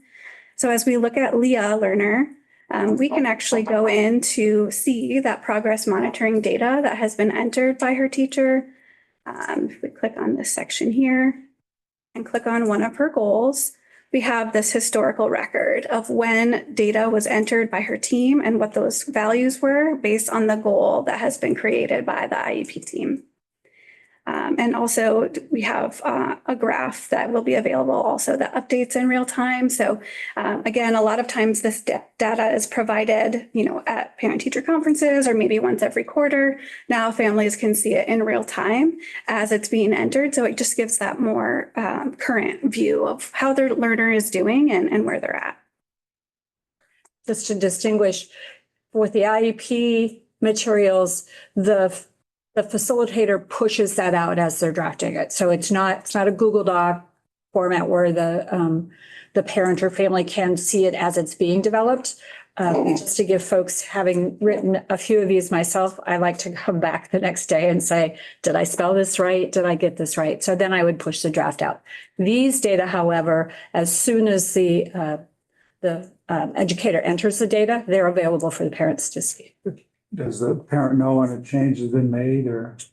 There won't be, at this time, there won't be notifications going out. We thought that might become a lot of email notification to families every time new data is entered. But if they were to log in every day and check, they would be able to see, right, the system and all the updates. Yeah.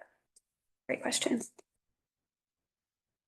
And on this page, I'm just showcasing, because the IEP for this learner has been finalized, we can see this IEP document button, which would open up the PDF of the completed and finalized version. If, however, the document was still in draft form, nothing would appear here unless the team has chosen to share that and pushed it to the portal. So it would just be a white space on that section right there.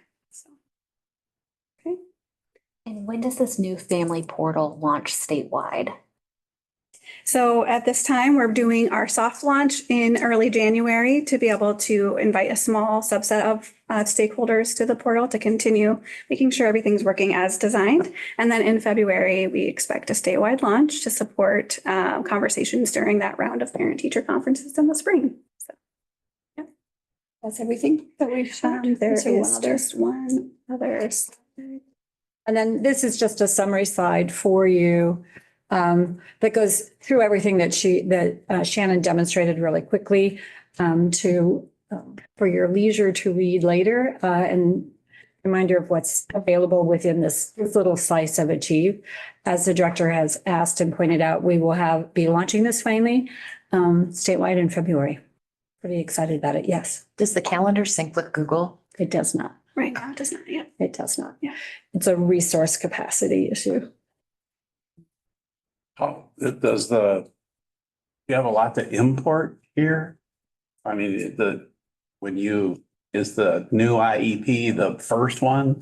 Oh, The great most question. recent? Yep. So we'll actually have historical data. So And those historical that records. sounds like a huge job.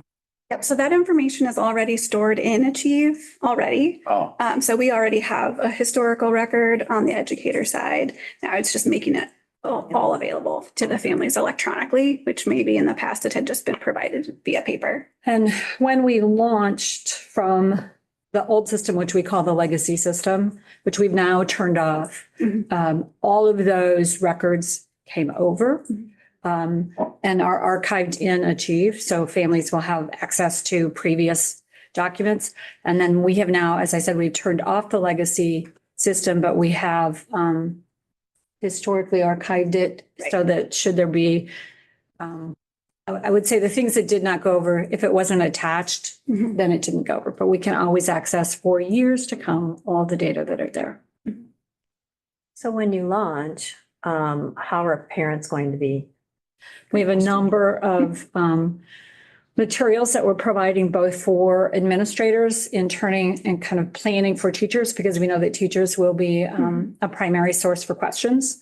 And we're also providing a number of trainings and materials for just-in-time information, for videos, and beginning in February, I think February, we're also going to run a help desk from here so that between now and next fall, to try to have a central point of contact so that districts aren't carrying a big burden as we launch. This is incredible. This is just really going to open the doors for parents to be more involved and more actively engaged in the services their kids are receiving. And I have a number of friends who have kids, multiple kids. This is just incredible. Yeah, we're excited about it. And I know there are a lot of district administrators really excited also about the combination of the ease of facilitating signatures and having access to documentation, as well as the progress monitoring, the access to that. You know, I think there are some teachers who are probably a little anxious about it, as with anything. I think that's the same thing that we've seen with gen ed teachers as well, right? With the Infinite Camp. this is about viewing this information. Correct. It's not interactive. It's not interactive. Well, and timeliness. So I mean, you might be able to comment, I suppose, but you can't change. you can't change it. As a family member. But in terms of, especially the preparations, back to the point I think you were going to make about timeliness. Yeah. And then going back to Board Member Meisterlin's question, we'll obviously promote this at Parent Resource and its Parent Portal across all the department channels, but we'll also call again on our stakeholder partners across Ask Resource Center, DRI, the DD Council, all of our SEEP members, our education associations, and more to help ensure parental awareness of the portal. One of the reasons we have a number of different ways that we get input for Achieve on all areas of those four squares. But one group has a lot of educators involved in there. We're hoping we can time it with some of the spring conferences. Yeah, sure. So that will help with that. How does this look for the family service plan for birth to age 3? I guess I'm not really sure what kind of services they even. It would look the same. Okay. It's the same kind of functions according to that component of the law. And it would look exactly like, as Shannon pointed out, this mirrors what educators on the school age side see. So everything that's in here looks very similar. So the little steppers, the names, the colors. It would be the same for the IFSP side. It'll look just like that. And then it just transitions seamlessly, I'm assuming, once they actually enter and then. Honestly, that you caught into also a really good function that we have that many states are envious of, which is that because we are one system, we're the lead agency for early access, there is a very smooth transition with records and all of that between us. So it's not really, it's like birth to like, you know, I mean. We are a birth to 21 state, Yeah. and now we have a system that supports that. Awesome. Other than that, I think this is also like a really great way to hold teachers accountable of actually putting in the information into the system right as they're getting it. So that the parent, like now the parents are able to see it. I think it's a great way to hold them accountable to doing their jobs. Thank you. In a timely manner. In a timely manner. And the parents can always, you know, check, and then if it's not there, then back to teacher and say. The other thing that connects nicely with the development side is that the Achieve system allows for the IEP team to determine the reporting timeline for each goal. So some goals, like a reading goal, you don't expect the behavior to change as quickly. So a quarterly report is great, but maybe on that behavior goal or something else you want to look at, the IEP team could actually ask for formal reports weekly. So connect with that. Who the IEP team would have access to, would it be like a designee of the one person from the IEP team that would be reporting, or? Typically, it depends on the IEP. So depending on the learner's needs and goals, sometimes speech services, for example, are offered and speech data might be entered by the speech pathologist. But if it's an educational goal, usually that special education teacher or if it's IFSP, it would be the service coordinator. To the Yeah. first slide or the Yeah. second slide with This one. so no, This one. the four square. Sorry. Thank you. Yeah. Shannon put this slide together and I think it really helps talk about, because often when we talk about Achieve, people are talking about one component or the other and they don't know the others exist. So that dark blue square up on the far right, the early access and special education side, that's the team access. And that depends on how the district has set up access for the team, but there's always an IEP facilitator. And on the family portal side, that's the one with the white square around it, the only people who can see it will be the family folks. So educators are not going to be able to see what the actual screen that the family person is reviewing, but it will be very, very similar to what they're seeing. And so they'll be able to talk and share conversations that way. Okay. Thank you so much. Do people need much training to do this? And are we confident that most people would have the computer access to? Well, that's, to do this? Shannon talked about the soft launch. So we have gone through a number of testing with parents to get to this stage.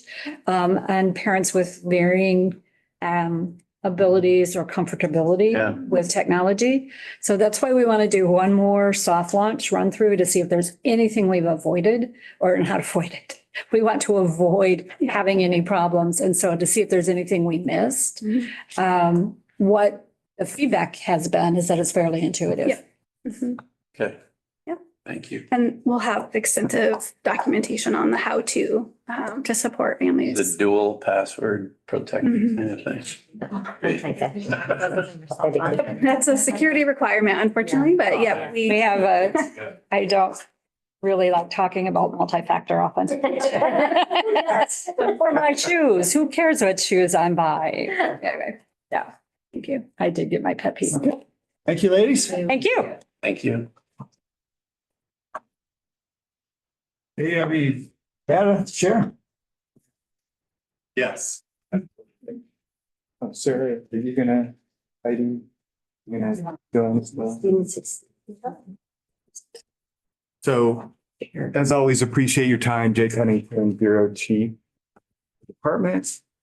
And we're going to be talking about the Iowa performance profiles and the release of the new designations. So last time I was here, or actually, I guess we were in Dubuque at the time, covered extensive detail, like the new accountability system that we got a lot of really great feedback from all sorts of stakeholders across the state. So I'm not going to spend a ton of time. I think you guys are behind, but just try to remind you of a few of the indicators, how scores are calculated, things like that. But I really want to focus on the results. And then in particular, what are the supports available for schools that are identified under this new system, which Heidi and Sarah are going to cover. So really quickly, just a quick overview of the various indicators that are included on the Iowa School Performance Profiles website. It was just updated yesterday and is now live for you to take a look. So we have proficiency. The new indicator in our new system is science. And then at the elementary school, chronic absenteeism is a focus of the state. We include both a rate, but then an attendance growth factor. And at the high school level, it includes graduation rates and post-secondary readiness. There are cases where in schools might not have an indicator. The most frequent are not having enough English learner students, so there's no English language growth measure, or they don't test one of the science grades. Science is only given in grades 5 and 10. So there are cases where there are elementary and middle schools and high schools, well, not high schools, but where schools don't have a particular score. So we've got a method to redistribute scores, or redistribute points rather, so scores are comparable. That's what the big takeaway here is. So jumping directly into results, based on this new accountability system, we have a new cohort. So we reset designations for all schools under this new system. There are now 35 comprehensive support and improvement schools, or comprehensive schools. 15 of those were actually comprehensive under the old system. So they carry they carry that designation sort of forward. There are 20 newly designated comprehensive schools. And we're also really excited to report that 16 schools exited status under this new system. In terms of targeted support and improvement, there are 377 schools that are in that have that status.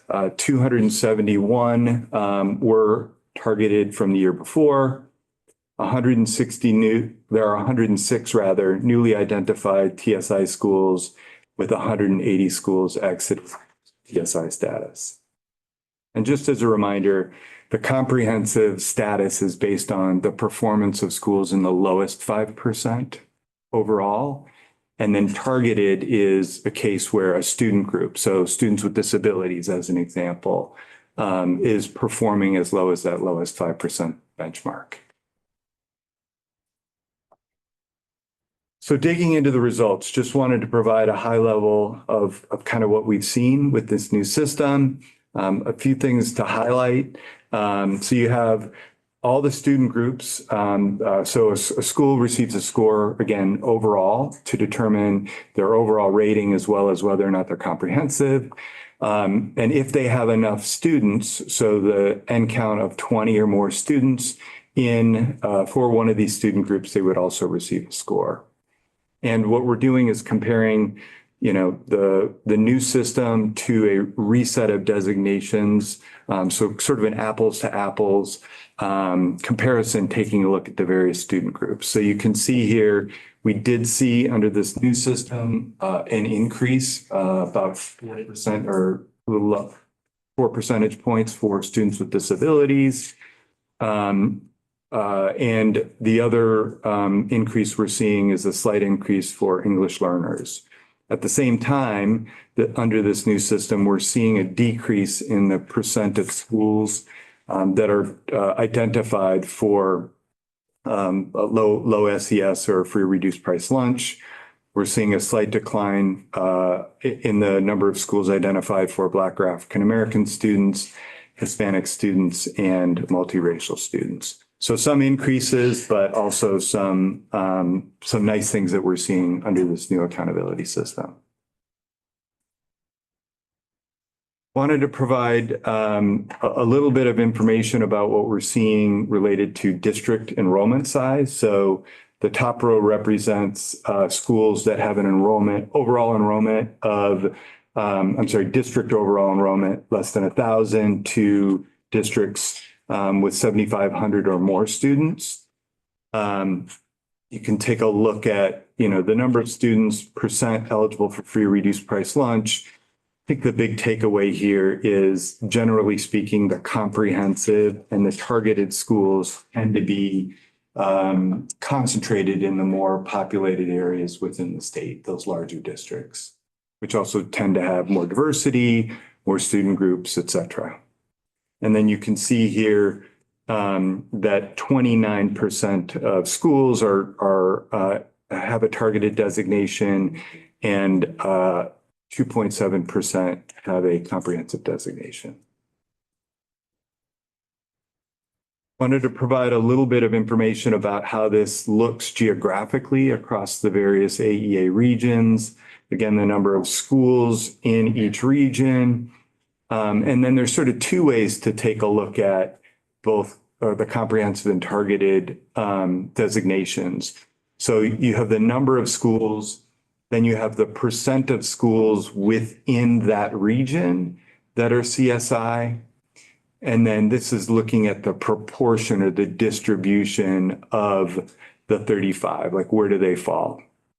And, they tend to be both either in Heartland or Mississippi Bend overall. When we switch to targeted and looking at these distributions, you can see that the percent of schools that are targeted tends to be more evenly distributed across the AEAs compared to the proportion of schools.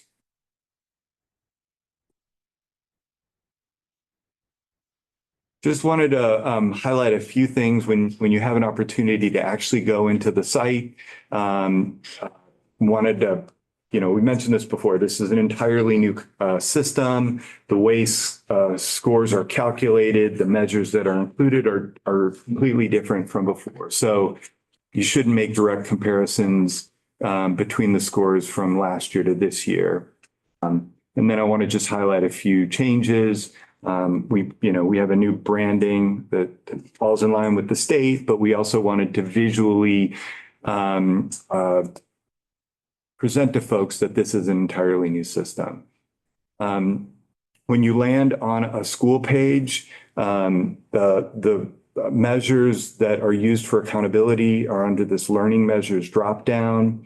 There's also this additional metrics dropdown that includes about 20 additional measures that provide a lot of really great context beyond just the accountability measure. So I encourage you to take a look at that. The other thing that I want to highlight is this achievement gaps link. Certainly that's closing achievement gaps is a goal of the board, a goal of the agency, and a lot of the focus of our work. So we wanted to create a page within the site that really hones in on, how's a particular student group within a school performing related to other students in that school, related to the state average, providing additional detail, particularly for those schools that have a targeted status. At the bottom of that page, of that closing the achievement gaps or achievement gaps page, is a performance detail breakdown that provides a table for everyone to take a look at in terms of how did a particular student group perform within that school. And, so in this particular case, this school had a English language arts proficiency rate of 87.9 and would receive 87.9 points. So it's a really easy way for folks to understand how they received a score. The last thing I'll mention is we also updated our resources. We have an updated technical guide. We have a new report that is available for schools on our protected website that allows them to take a look at chronic absenteeism and try to improve attendance. They can use that as a resource to figure out who's enrolled today that was chronically absent last year, and how can I, work with that family to try to get that student to attend more. We also created a new attendance data support document for districts to understand the various data systems and the reports that are available to them, so they can focus on that as a high priority area. And then updated user guides and fact sheets that are available for folks to understand how scores are derived, what data is included, et cetera. So that's a really quick drive-by of the site and some of the things that we've seen. This is really just the beginning for schools. We released, again, the performance profiles yesterday. We gave schools about a week of embargoed access so that they could take a look at their data, ask questions. Now that they know their designation, if they have a designation, the real work really starts with the improvement efforts and the work that Heidi and Sarah are going to talk about. And I'm going to start. And Tina's And going we to just transitioned from my good morning to we're now going to do good afternoon. But we will be very swift in what we share here. So my name is Tina Whalert. I'm the Pre-K-12 Learning Division Administrator, and I'm also continuing right now to serve as School Improvement Bureau Chief. And with me are Heidi Anthony Plain and Sarah Sini. They're administrative consultants in the Bureau of School Improvement, and their work is really focused on supporting our schools with ESSA designations. They do the same work, they're just divided on two parts of the state. So we are going to transition to talk first about targeted supports that we'll be offering. We'll be offering these in collaboration with our AA colleagues. We will do the resource allocation review together as a team with the AA, and then the AA will work with these targeted schools on their data review, their self-assessment of their MTSS system, and then action planning. And then we will come back together in what we call our network. We meet quarterly with the AA to go over progress reports and how things are going so that we can stay in alignment of how we're serving both our targeted and comprehensive schools. I was really quick around the TSI or targeted. And before I turn it over to Heidi and Sarah to speak about the comprehensive, I'd just like to take a minute to acknowledge the work of a school improvement team led by Heidi and Sarah. As the director mentioned in her opening remarks and Jay mentioned, 16 schools came off, comprehensive schools came off of the list. And that is really fairly incredible because we were only about a year and a half into the cycle, and these schools worked incredibly hard. They engaged with us fully as the department, which we really appreciated, that, sort of changing the narrative from we're here to be compliance officers to we're here to support you. So they engaged with us.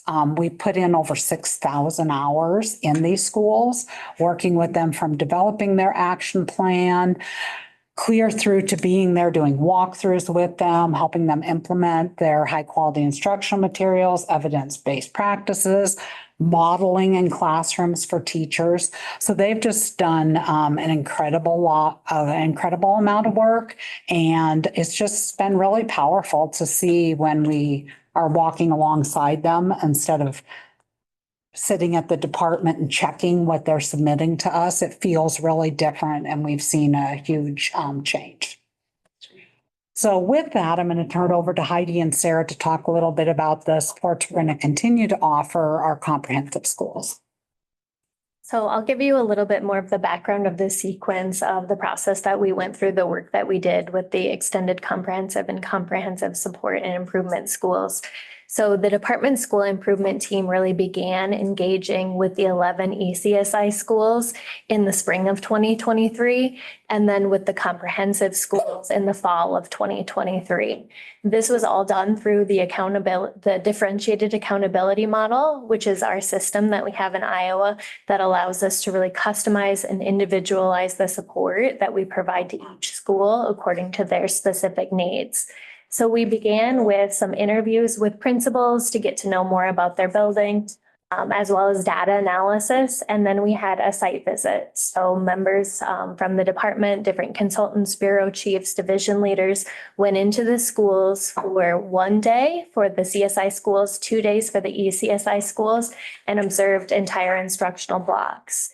And then based on our observations, we created a report for the schools that had a summary of our observations, as well as recommendations to be included in their action plans. So we supported them in writing their action plans. And then we really began the process where we were at least once a month on site with the buildings, where we would conduct classroom observations and then do whatever the school needed. So lots of data analysis, facilitating or attending professional learning, lots of leadership development support, which could stem anything from helping them develop communication to be sent to staff or to families, all the way to modeling growth coaching conversations with individual teachers. So helping to really build the capacity of those leaders and then also support them with monitoring and implementation of their action plans.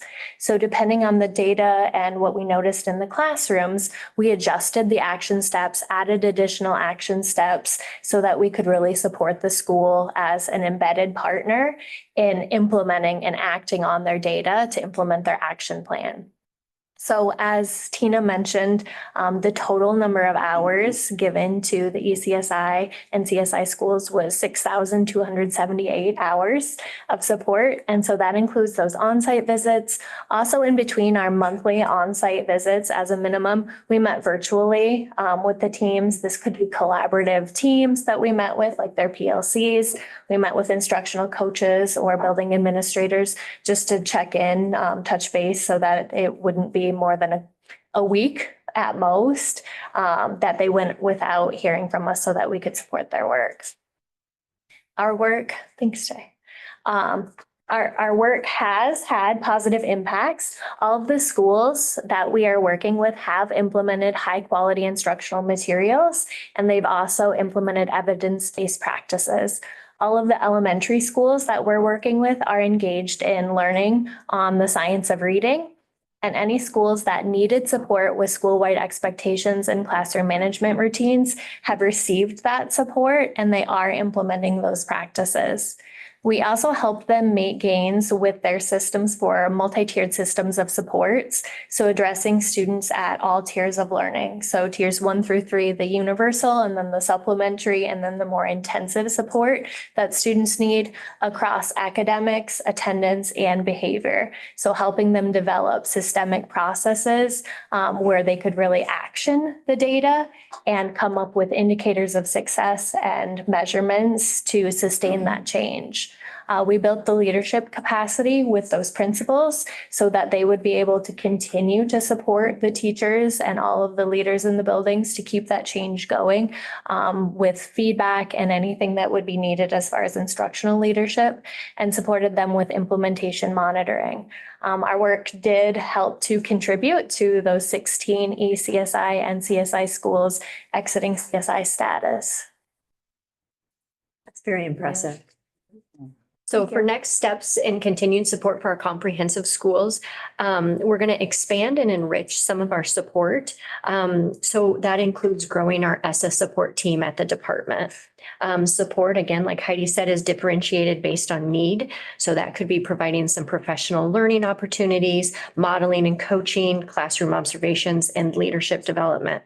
We're going to continue to analyze the school data to provide that differentiated support and really look at how we can group our comprehensive schools. For example, 6 comprehensive schools are alternative schools in Iowa. So we're starting that talk of how we can bring them together to provide professional learning and networking. We will continue to strengthen our relationship with district leaders through quarterly collaboration with cabinet level leaders to review those systemic trends that we see when we work in our comprehensive buildings. Our focus on leadership development will be more intentional this round with designations. Leadership academies are being developed and will provide tiered support for leaders in schools and in districts for those district leaders that are supporting our building leaders. As in the past, site visits for newly designated schools will be held, relying really on that team of the Department of Education consultants to provide observational data and recommendations to include in their action plans. This round of site visits will include a more robust pre-site visit preparation, which will include a series of interviews with the building leadership as well as teachers, and then provide more communication with the teachers in the building so they understand the process. With the growth of our ESSA support team, we would like to provide more intensive support with those comprehensive buildings. Our vision is to create weekly support with more frequent modeling, getting into classrooms more, building that leadership capacity, coaching of leaders and teachers, and then participating at the building level leadership meetings. And we feel like that intensive support is really what moved the needle for a lot of the schools that we served. So here I'd like to open it up to any questions that you may have for us. So this is probably the first time the state has become involved at the level that you have, I assume. And so how was that received? Was it initially received with a little apprehension, took a little time to build that relationship of trust and, okay, that's awesome. Absolutely. And then the other remarkable thing for me is that everything is evidence-based. So it's not what you think or what you think should be happening in the school. This is the data that supports a different way of communicating with your students. And just think how wonderful the outcomes of those students were that you worked with in those districts. That's just outstanding. And I would like to say I just got an email today that I was sharing with Tina, a principal who was newly designated last time and still is designated, emailed and said, I'm so glad I'm on the list so we can keep working together for the next 3 years. We had a couple actually say, "Oh, we don't get off because we know we're making growth and we want to keep at it." And so So, and superintendents have reached out, can we please keep these Well, that was my teams? question, how do you continue that support? And I apologize if I missed it. Those who roll off, yay, we're happy, go and fly, right? How do you continue that to make sure that, right, that next year they're not back just because we all are like that, right? We just all kind of go back to our whatever normal shape was. So Heidi and I have both reached out to schools to say, hey, this, releasing off the comprehensive list doesn't mean that we stop supporting you. The support will just look different. So you know that I'm here for virtual consultation. We're going to keep working that plan. We'll kind of ease our support away because we want to make sure that the 35 schools that are newly designated also receive that intensive support from us. But we have been in contact with our schools and they have been in contact with us, kind of itching to know if they were on the list and what that means for them. Yeah. And we are building the team so that we can continue to, this model is successful. And so we want to be able to keep offering this to the schools. And they have really good action plans in place. So what we're saying is just because you got off the list, don't stop doing. You've got all the pieces now, keep moving. And so that's where we're at. Just processing a little bit, and this is just a thought as I share it to you, but all of this is coming together because it's regulatory, right? We're looking at the schools and finding ways that they need to improve based on their scores, which is regulatory. But really, it's customer service. And so as you were talking and, we're seeing the outcomes and I'm hearing you talk about what you're doing, I just wonder if I know it's regulatory, but can we change how we package it? And so people feel differently because and to Mary's point, her question of how the schools felt when you came to help them probably felt regulatory, right? We're here because of this, but you're there really to do a service. I use the term thought partner so many times in the introductory meetings, and then I've heard that said back from principals and superintendents as well. I think they had to see it. I'm not sure they believed it. And so I'm very hopeful that the word will kind of get out in districts like, hey, I see that you're comprehensive and you're probably like, oh my goodness, that is not a good thing. But you're going to work with Sarah or you're going to work with Heidi, and they really are a positive thought partner. So they'll kind of share that message so that it will take less time. to get over some of that relational and just them knowing like, we know the work, we're in the weeds, we want to provide the, all the way from in the classroom doing the modeling to conversations with superintendents, just as a support with them. And our superintendents are helping us out because as they've seen how this is working, they are sharing with other superintendents and they're reaching out, hey, I want some of that. So I think that that's helping us as much as anything, the word of what this looks like. And, we started differentiated accountability years back. So we've been trying to change the narrative from it being about compliance for, I would say, 6, 7 years at least that we've been trying to do that. But I think the step of actually getting in the classrooms and seeing, because before it was a lot of tell us what you're doing. And that was what we heard. But when we went in to see the reality, to see, does it match? Or are we just seeing something from the outside that maybe they aren't noticing? Then I think that helped moved it just one more step too. Well, we're going back to the Lighthouse study, right? Of how do you model the successful schools, right? And we kind of got away from that and it's just outstanding. What classroom observation tool do you use? That's differentiated by the school and their goals. So there are times that we are looking at implementation of new curriculum. We are breaking it down and saying, okay, in this piece of your new curriculum, we didn't see evidence of that in the classroom. So we're really going to focus in on providing that professional learning and then how we kind of observe and model and collect data centered around that. It could be some school-wide behavior supports and how we are making sure that students are in class and learning and providing that welcoming and safe environment for them. So it's really based on differentiated based on the school's needs and their goals.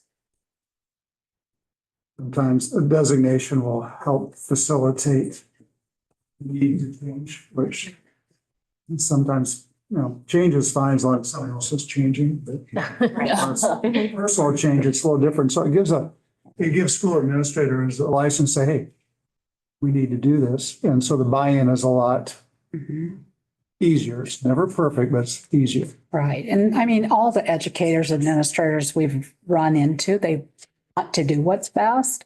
And if they knew all the answers, they would be doing it. And so I think when they have a team around them supporting them, saying, here's the evidence-based things we know are going to work, they've really been open to, okay, help us out here.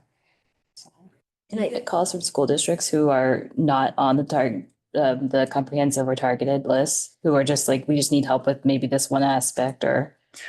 One of the things that I've heard from some superintendents who do not have comprehensive designated schools is I've heard about these site visits that you guys are doing and how do we get that done?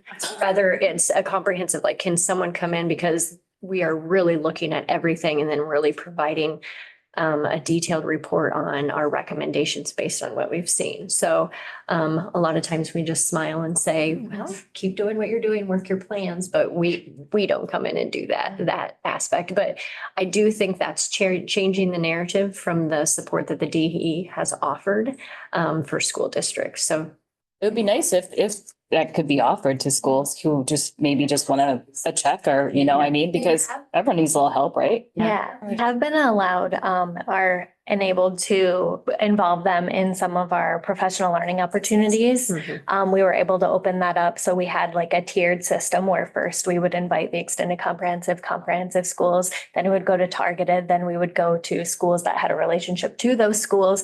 And then we ended up being able to actually open it up to anyone across Iowa. And so we've built some of those partnerships and maintained communication as far as with folks that are implementing those strategies as just kind of a little bit of a network to continue supporting them. And I feel that really opened up when we would work with our schools that were at those professional learning opportunities. And then the others would say, wait a second, you're going to have support implementing that. How can we get that? So that's where we heard from some of those other districts. What are your backgrounds? Oh, yeah, go ahead. Tell them your backgrounds. Yeah. I was a pre-K 2 elementary principal for 14 years and then early elementary teacher for 8 before that. Okay. I taught elementary first, fourth, and fifth grade, and then I was an instructional coach, and I was director of curriculum instruction, assessment, and professional development in a district in Northwest Iowa. Thank you. So we're teachers at heart. And that's really how we're trying to hire our ESSA team. We really need people that have had these experiences in both leadership and instruction. They need to really trust that we know what we're talking about. Well, and your demeanors are obviously very, you would be easy to work with. Thank you. Criticizing me maybe. Push and support. Right amount of, yeah. Not tough love. But I think, that changing the narrative as we talk, and we're able to hear this and really talk about the collaboration and how you're working side by side as thought partners with these. But I will just say, as a resident of a community, when one of your schools gets designated, it's more, the perception is it's a stick and it's punitive and it's bad and everybody goes, whoa. And I wish we were able to tell that story better about, yeah, it's a data point, but we have a very robust plan or process now to come in and walk alongside you and help with that versus, all the gnashing of teeth, that goes on and who didn't do something right and we're just right. And I think that's very refreshing. I think we have worked to clarify that it is a tool that helps inform our targeting of resources. And that's clearly articulated in the work the school improvement team has led. I also just want to briefly say for Jay, and then I don't think Jason Crowley is in here anymore. They have implemented a new statewide accountability system in a period of less than 2 months, which is an incredible amount of work. So thanks to them for their efforts to ensure that these designations and information were provided as soon as possible in a year where we're implementing a new accountability system. Well done. Thank you. Appreciate your time. Yeah. Oh, we're going to take another short break. Is there any food? 10 minutes, we've been. That's hilarious.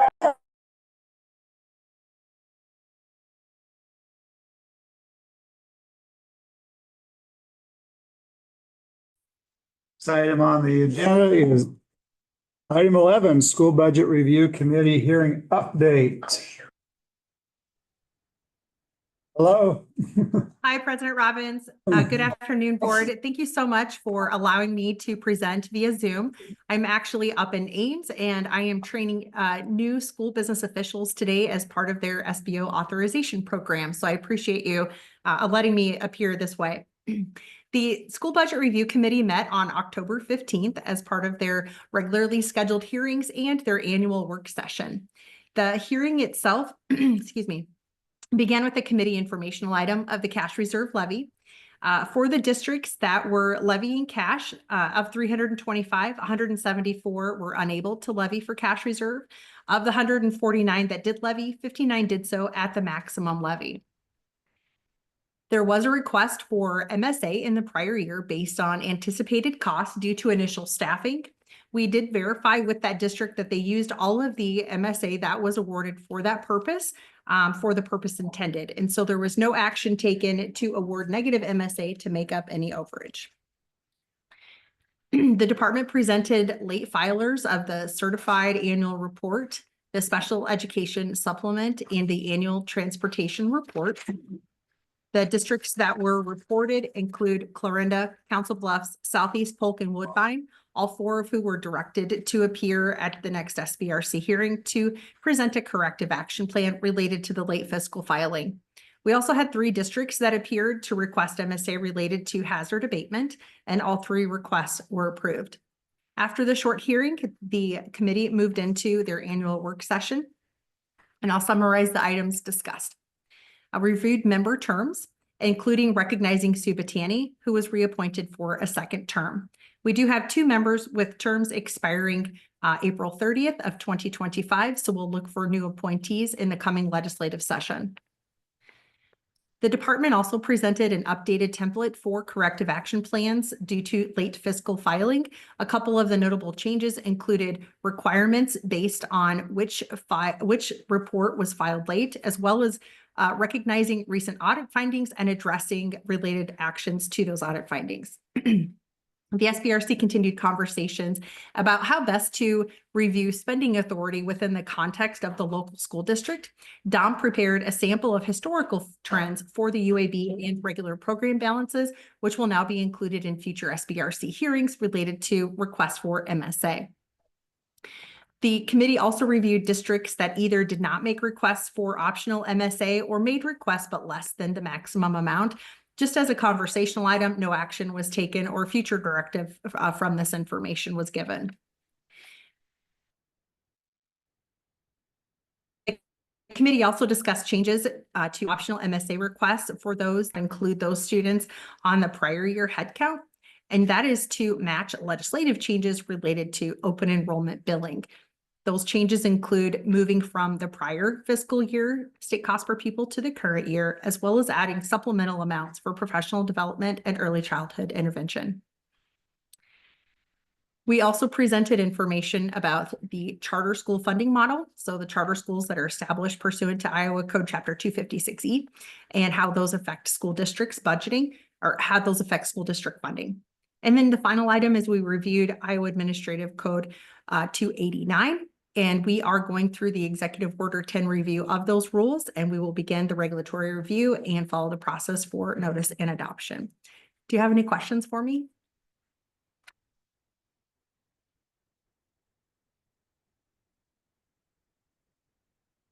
I guess no. Okay. Well, thank you very much so for your much for time. your report. Thank you. Thank you. All right, we have the annual report on citations and corrections.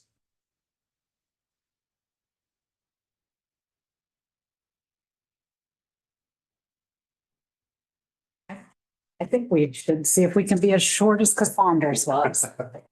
So, again, Tina Waylert. I'm here with Eric Heights, Administrative Consultant in Bureau of School Improvement. And what we're going to run through is around Iowa Code Section 256. And it's around the requirement to publicly report the annual findings of noncompliance required and the required corrective actions, and then also to report specifically on any that went past the 30 days of being uncorrected. So this is the second year of this report, and Eric is going to dig in and just show us a little bit of breakdown of what it is we are actually monitoring and then the outcomes of those that were 30 days or more. Okay, thank you for your time today. Just a quick review, as you can see here on this PowerPoint. This is a summary of the types of reviews that occur here at the Department of Education. What we're looking at is pre-K-12, the school districts, non-public schools listed out here. The first or the second column lists the number of reviews that occurred, and then the third column lists the number of non-compliance items. The total non-compliance items for this year was 1,037. And that's down from the 22-23 school year. We're down about 29 non-compliance items from the previous school year. And we attribute part of that to the fact that school districts at the high school level are able to use concurrent enrollment or community college courses to meet minimum offer and teach. So that has helped with districts there. The other portion of the requirement is that law is that we report out to the districts that have not corrected within a 30-day deadline. And there were 2 school districts that met that criteria. The first one is River Valley Community School District, and they have not offered physics for the 21, 22, 22, 23, or 23, 24 school years. And there's a couple things I wanted to elaborate on this. One is that physics and chemistry may be taught in alternating years. So one year they could do chemistry, the next year physics. The other thing is, based on this, we started to review our review process, because in the past, if there was a non-compliance, all we asked for was the school district submitted a schedule stating that they would be offering the course. We changed that a little this year to when we called the district to say, okay, we see it's on your schedule, but do you have a student enrolled in that? And if they said no, then we would say, okay, that's still a non-compliance. So we're revising our review criteria for that. The other one was Lamoni Community School Districts was not able to employ an appropriately licensed, talented, and gifted teacher. We did follow up with the district. They have continued to advertise, and they've even reached out to neighboring school districts to see if they could contract or share a contract with them. They were not able to get a full-time contract or some sort of contract with a neighboring district to do, or a tag teacher. However, they were able to contract for a tag teacher to come in and do some testing. They're going to continue to work to be able to have a part-time or full-time talented and gifted teacher. So we'll continue to work with these districts in the future. So I think it's great though, how many non-compliance there were, and the districts worked really hard within that 30-day period. There were a couple that were just sort of out of their control, but really do work to get those corrected once we've identified their. So out of all the non-compliance, there's just 2 left. Two that have not been corrected. Yes. Past 30 days past the deadline, correct. So I know you have to submit this report to the legislature, is that correct? That I'm not sure. I don't think it's to the state board. Yes. Just to the state board? Correct. And then it's also posted on our website, on the school improvement website. Okay. So this is a required report that you give us, or? To the state board, correct? Okay. Yep, to the state board, correct. So it's nice to compile this, and I'm certainly interested in what you come up with. It's good information to have. Is if things can be corrected in 30 days, is it just kind of oversights? I mean, there's over 1,000 citations. Is it oversights on the school's behalf, or how does the list get so big and all of a sudden just? Yep. Good question. What it is the 30 days is we set the timeline. And so it's 30 days after that set timeline. So it could be like, for example, with school districts with Offer and Teach, we may give them, like this year, we gave them till October. So they received the non-compliance in April. They had in October to fix it. And then if they didn't fix it within 30 days of that October deadline, then they get on this list. So some of them, just the timing doesn't work. If you identify they don't have an Offer and Teach, but they can put it in place that it will be corrected, then we have to follow up on it. And for some of them, it was an oversight where they didn't, where they weren't, for example, Offer and Teach, I'll go back to that one because that seems to be the biggest one for school improvement, is the fact that we had some districts, not many, but some have had a class at their high school where students were taking it, but then the students were also taking the same class at community college. And so the school was looking at those going, look, to do a better job of organizing classes to make sure that if we're doing that class here and the students can get concurrent enrollment right here, let's not miss any opportunities there, or they weren't offering as many opportunities in a certain content area. So, yeah, so I think that's been one of the good things, is that districts are starting to really look at the additional opportunities that are out there specifically for high school courses. And a majority of them were in Kayla Shipley's Bureau with the Food and Nutrition. And they don't have an opportunity to know very simply if there's something found, they have to correct it right away if it's around the food and nutrition. Why are there so many in that particular area? I would have to check with Kayla, but she said because I noticed that number, and taking over that division that is in the division now. And I said, is this unusual? And she said, actually not, because they're on site so often that it's not unusual to have that many in a year. And there's just so many federal and state regulations that they're looking for that she said that's not an uncommon number from past years. So these reviews are based on both federal and state compliance. So what are the violations or non-compliance items in the civil rights? Because that seems like a huge number if you're talking about discrimination or harassment or, or are these like, I don't know, what would be an example of a violation I would say a or majority. non-compliance? Some of those would be ADA, so building violations. Okay. So it may be Signage. signage is a common one. Accessibility. We're also seeing it, and then we just reviewed some of the reports here recently. They may not have pipes wrapped underneath the sink. So if you're wheelchair. There are instances also where we are looking at their non-compliant or their non-discrimination statement. And so it could be they're missing a protected class, or they don't continue to have, do their annual notice each year. Continuous notice might not be on a document, but a majority of these, I believe, are more the ADA building side. There's really no hierarchy in the seriousness. Yeah, that's. In the way that we address them, probably yes. It's different if like you literally have no handicap accessibility to get in a building or you're missing a sign. We and working with the district address those differently, but in reporting, it's a number. Is there any thought if this 766 number is actually a decline?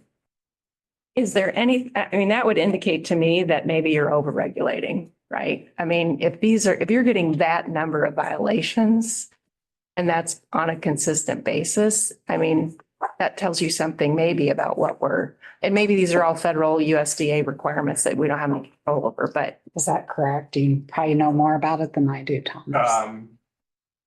The school food service regulations are the federal regulations. The state does not add. Have any? Okay. It's the federal regulations under USDA foods are about floor and a ceiling. We've not elected to go above. Yeah. Well, shocker. Over-regulating. Okay. Back on the equity review, was it 10 school districts that were reviewed and Correct.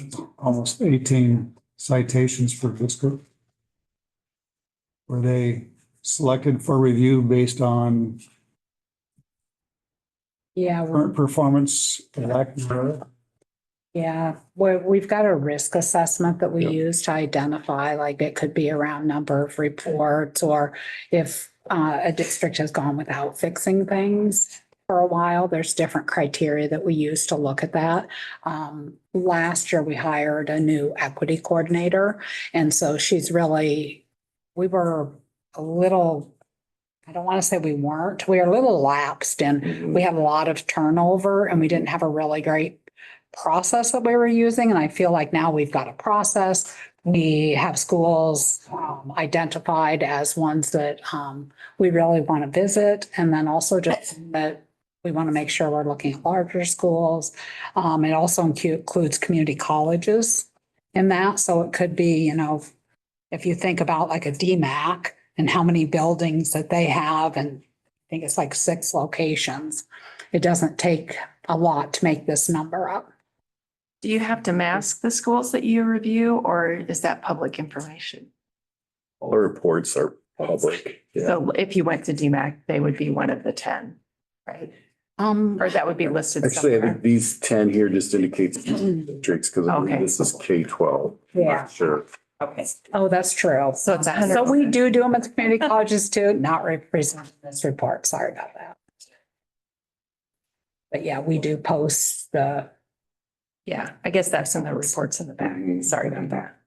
That's okay. Yes, maybe kind of what we're getting at in a roundabout way. Is there any way we can be a little proactive and minimize some of these So I don't know what that would entail, but We try to do that with our K-12 desk audits, just letting them know exactly what we're looking for. And when we find quite a few, like say, school improvement advisory group, and maybe we found 40 of them didn't include their notes so that we had any idea if they covered what they needed to, then we're very specific the next year about, we're asking for SIAC notes. Here's the things that you would include in this evidence. So based on just what we notice each year, we put a little more detail in or a little more guidance as to what that would be. And I think along with that, another thing that we've done this summer, we revised the Chapter 12 matrix. So it's the accreditation rules for school districts. And that's not in this document, but so what that does is it provides the revised rule, direct link to the code, and then some interpretation there or some guidance there for the schools. And so we were really trying to promote that as a resource for districts to say, here's your accreditation standards and guidelines, provides general information for them. So that's but yeah, we're always trying to get out in front of it. So can we generally assume then, like if you identified 10 schools for the equity review as being a little bit high risk, that the other 315 schools are probably okay? Like, can you draw the inverse? We are trying to figure out right now what that looks like to be on a 5 to 7 year cycle. So that it doesn't mean you have to be high risk, because there could be things that we just aren't catching, but just staff and capacity. And so we have done, so far they've done 10 per year, but we might up that a little bit. And that meets our minimum requirement. Shouldn't say minimum, but that meets the requirement of federal law. Does it matter like the size of the school, or it's like you have to do a certain number of metro schools, rural schools? No, but we try to make sure that we're different parts of the state, different sizes, rural, urban. Just for equity. Mm-hmm.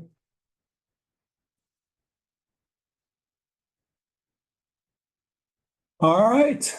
Thank you for the compilation of information.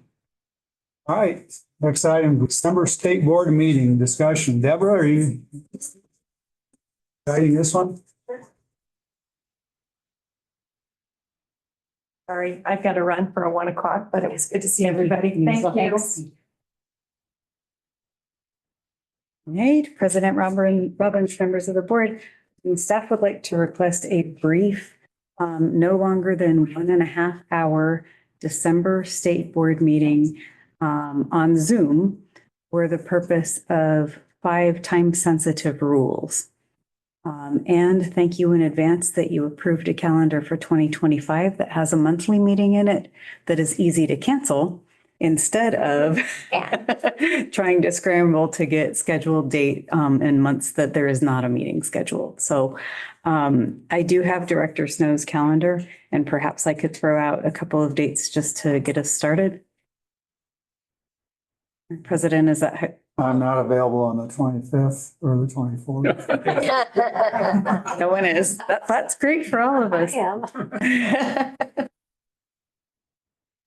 Wednesday, the 11th and Tuesday, the 10th are good days for the director, if any of those would work for the group. Wednesday works for me. Wednesday works for me, not for Cindy. I am, Wednesday and Thursday, actually flying out on Tuesday and in meetings all day, Wednesday and Thursday that week, the 11th and 12th. Flight, leaves at 10:30. So if meeting before 10 a.m. on Tuesday, the 10th, I could probably be at the airport. I can't do the 10th. Okay. All right, I feel like a caller. How about the 6th? Anybody? 6th? 6th works for Friday the 6th. Friday the 6th. What time on the 6th? I can do the morning. Flexible on the 6th. Supposed to be the trial in Delaware County. That's fine. Well, I'm hoping to get rid of it, but There's that too. It's like, what's your I don't want to tell you. odds on that? I want to know more about getting rid of it. All right, we could make an afternoon meeting on. No, you're not available the 5th. Wait, the 3rd or the 4th or the 5th, we could make an afternoon work. I can do the 3rd, I cannot do the 4th. I can do the third, we have the Community College Advisory Committee from 2 to 4. Yeah.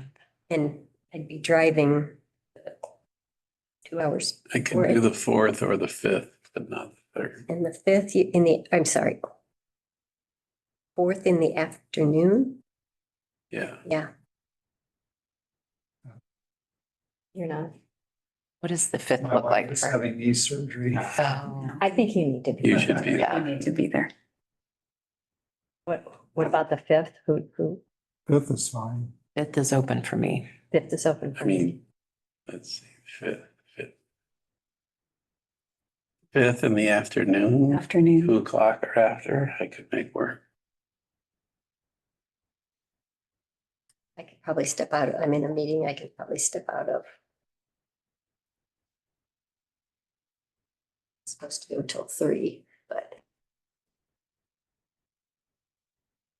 During 5th in the afternoon, but what time? We could maybe do it 3 o'clock work on this, if, Anytime 2 or 2 after works for me that day. 3 on the 5th? Sorry, I didn't hear what they, 3 on the 5th? does that come within the timelines that we need? Yes. 3 o'clock, 5th of December. Okay. This is a Zoom session. Zoom, correct. And did you say half an hour? Do you expect? I think I heard 1.5. 90. Oh, 1.5. Yes. Is what I I was gonna heard. say, 90. no, it's fine. It's just, if you're inviting me to a half-hour meeting, I doubt it's gonna happen. Yeah. Right, we will get invitations out. Thank you. And it's just rules, that's it. Just rules, that's it.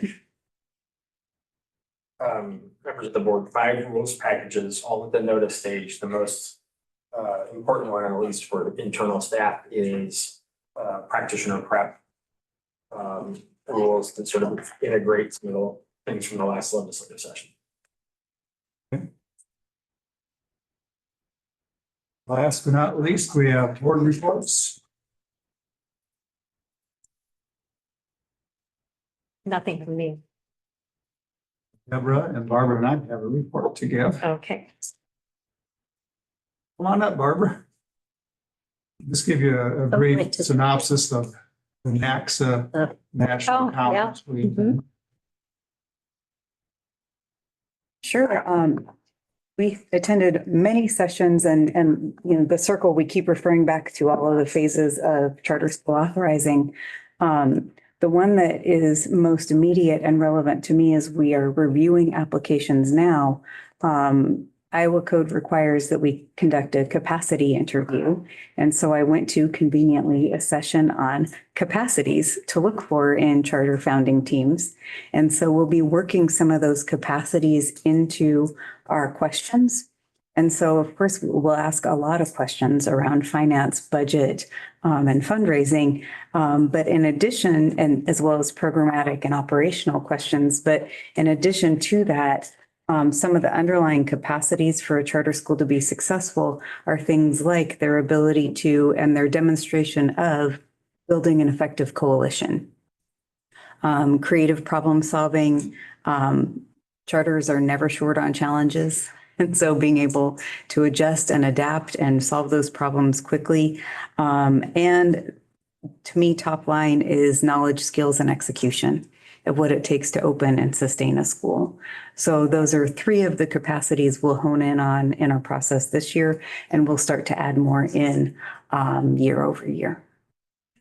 Coalition is so important. And we saw a number of attempted charters that just, put that little notice in the paper to have a public meeting and nobody shows up and so, so I think that's all those components are important. That's a big one. And I know in our community, as they talked about it, people just didn't want to be on their board or didn't want to hear about it. They didn't want any charters there. So. Thank you. Sorry, I had to add that. Barbara, add to the conversation? Sure. I mean, for me, there are so many different resources that are available to us if we also have the resources to take part in it. Every part of the charter school process has a lot of materials and processes and supports. And we are engaged in trying to revise each one as we come across it and continue to do that over the years. And I think NACSA and their support, as well as support across to other states, would be very helpful to us as we just revised the application process, as you know. We just actually developed a structure for reporting, as you saw today. So every time we come before you, we're trying to make things better. It's not the end, and we'll continue to make things better as we go, using, I think, all the resources and knowledge that Deborah has talked about and are available to us. Yeah. I had a few takeaways I want to share with you. The first one is, who wrote this application? Sounds like there's a pattern of applications that are just written for people and they just farm them out, and even A1 is used quite a bit now, it sounds like, or AI. And some applications is copied verbatim from other charter schools. So the question is, for the leadership teams, how much input did you have? And you know what this even says? I thought that was kind of eye-opening. Then they talked about the great bargain, and I found this interesting, is that if the school board is going to approve an application that requests a waiver from state standards, then the charter must set and achieve performance goals that would be at least above a similar school. So if you're going to ask for a waiver, how is this waiver going to make you perform better than a school you're looking to replace? If it's not, then what's the point? Yeah. There was one of the keynote talking about a focus on innovation and accountability. And something that was brought up today, we spent a little time on, is that charter schools typically fail or are closed due to financial issues. Also, if charter schools don't meet stated demographic background of enrolled students by year 2, there'll be an uphill battle to meet it in future years. So they got to come out of the gate. And one other point is that the approval of charters is kind of a messy business. And the other point that didn't come from that perspective, but just my perspective, is that both Deborah and Barbara are working their tails off on it. This is not easy, and I know that they need help. I think, is there a position that's advertised, from what I understand? Yes, we have interviews coming up, so we're hoping for. Yeah, so we're kind of all learning as we go here, including our consultants, but it's kind of a messy process. Awesome. And states vary so dramatically as far as who's an authorized approval of charters. Sometimes it's the state board, but oftentimes it's not. Who else? Yeah. There's authorization agencies. Oh. Yeah. But they do. Several of them in a state. I know in Minnesota, they wouldn't approve a charter school unless they had an authorizing agency they were connected to. How many states now have an approval process for charters? I don't know. There were a lot of people on the teams and a lot of states represented. Yeah. I know this answer, everybody but Nebraska. Oh, really? Every state but Nebraska has a charter school statute. Really? Wow. Didn't know that. What are we expecting for applications? Yeah, I was gonna ask. Next round? 8. 8 applications? We're in the process of reviewing 8 currently. Did we talk about this before? Do we know what we think our capacity or threshold would be in Iowa, or is it just TBD. There is no requirement for enrollment caps for charters in the state of Iowa, and there's no requirement for caps for the number of charters in a geographic Yeah. area in our state. So I think that kind of. That's a little bit of a challenge. It's different. Yeah. But you would think that at some point there would be the market would. Right. I mean, there has to be enough That's what I was gonna bodies, say. right? There has to be enough students to sit in the seats, right? And if you don't. Well, that question have came then- up today. Virtual, You know, you can, yeah. Yeah. I mean, I still don't think 5,000 is realistic. Well, the thing is, you have several schools coming out. I mean, that's an online one, but then you have other schools that are targeting the same exact population. Mm-hmm. So that one's online though, so they can pull from all over the state. But then you have ones that are in Cedar Rapids and one in Des Moines, so if you get more schools that are targeting that same exact population, how many of that same exact population can you target? And I mean, I'm sure there are a lot, but maybe not like thousands and thousands and thousands. Yeah, Yeah. You know, I mean, like, Our student population is not growing. yeah, exactly. So. Well, it's in the metro areas where you have the student population is where you'll see most of the charters set up shop just because you have to have a volume of students Yeah. to make it financially. But I mean, even like, Des Moines Public Schools, their population is declining. So now they're talking about, what's on the table, closing schools and things like that. So I mean, again, where's the population that you're drawing from? Because if you have a public school district that's saying that our population is declining, and they're planning for the future by closing schools and consolidating and things like that, then. It's gonna come down to what a charter school can do financially. If it's not feasible, they'll close. That's. But I think those are the We don't questions, have that I guess we should be, before, because not that you can prevent that. We approved one that then had to, because they couldn't it wasn't financially viable, but, I don't know if they would know that in advance or not. The contract provides that they are to notify us if they are or are approaching financial non-viability. I thought there was a section about that in there. So, and we'll be more explicit about that about being proactive in identifying issues early and addressing them in the next round of contracts. And again, back to that, with the accreditation of school districts, we have that because when we got into that situation with Farragut and Hamburg, it was like we got to a point where there was, we were past the point of no return. But what could we have done prior to that point? And so I think that knowing what our options are, on ramp, off ramp, whatever, and how the, DE can support or whatever we need to do as a state board, but making decisions so that you're not ending up, hopefully, that you can support them and do whatever it needs to be done. So you're not terminating contracts and ending, because that's a terrible situation for everyone to be in. Proactive monitoring. Yeah. Vice President, might I make just an observation about Hamburg and Farragut? I think that the DE team did a very good job of trying to support them, and they failed in spite of that support. It's a combination of supports that we can provide and decision-making, because team charters can provide the best technical assistance and supports and scaffoldings, and folks are still gonna do stupid things.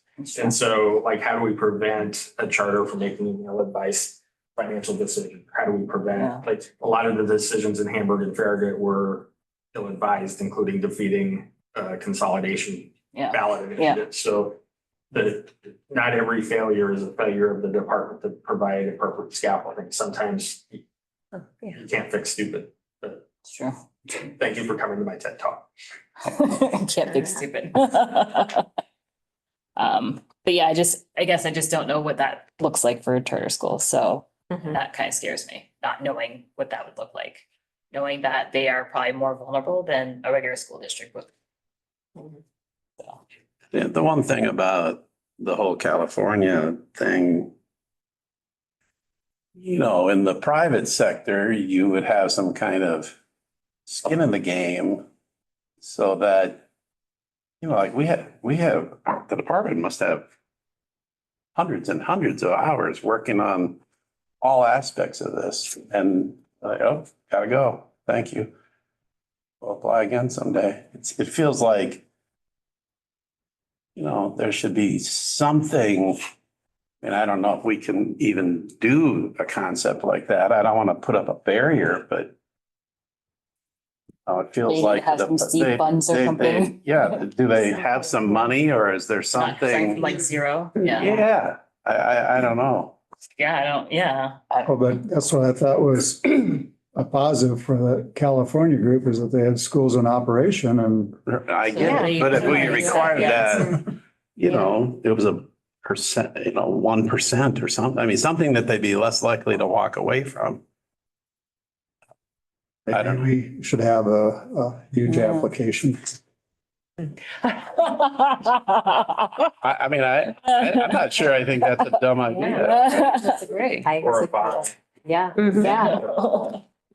Yeah. That's fine. Perfect. But I mean, I guess I do Can we- appreciate them Can we doing that, legally do Something like that? proactively and moving forward with something that they couldn't afford to do, I guess, but I don't know. I know things change and things, but it's just kind of hard. We're gonna open a school. Oh, wait, sorry, never mind. What just happened? I think that would at least help regulate the decision-making process of people. Yeah. Yeah.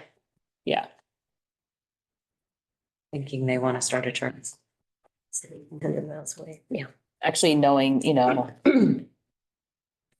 financially what, because there are a couple, some of them are backed by, there are some who maybe aren't, so where would they start from? Fundraisers, I don't know how they raise money, I guess, before opening a charter school. In the application process itself, they're required to provide a startup activities and related budget, as well as a 5-year plan, activities and budget. And they fill out a very similar budget that you saw in the appendices for each one of the charter schools in the legislative report. So they have to complete a budget like that in the application process, which is reviewed by finance. So our school business operations bureau reviews the financial piece so that they can tell us whether they think things are viable or not. And they have to tell us where they're getting their money from. Yeah. So that's a helpful piece in the application process. But I also hear proactive monitoring for charter schools that are already in operation, which we haven't built a monitoring process for charter schools. It's one of the things that we have to build. This is just a sarcastic comment, but does AI have a bank? AI is writing the application. So. I think they offer Bitcoin. Bitcoin, I was gonna say, there we go. There you go.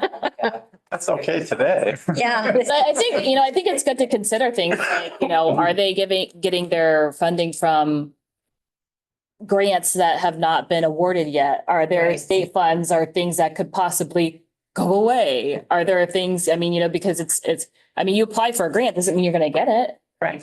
But that's not revenue, it's not income until you actually are, awarded that money, and state funds, federal funds can go away like that. So I think that's something for us to, I guess, consider. I don't know. I do know that we had some local bank friends of mine from Iowa Falls were invited to a charter school information session. The intent of looking at making some donations. Oh. This was run under the auspice of the state government. Oh. Okay. Interesting. Not these people. Okay. It's more the executive branch. Gotcha. Well, thank you three for going. And It was very enlightening. I'm glad I went. yeah. To be much more appreciative of the work that they're doing. Yeah. 'Cause Yeah. they said, not easy. Yeah. It's a steep learning curve. I think we have a lot to learn too, so we're all learning together. Yes, exactly. Yeah. I think it's time to go. Yeah. Yeah. Time for lunch, I everybody. know, right? Call this meeting adjourned.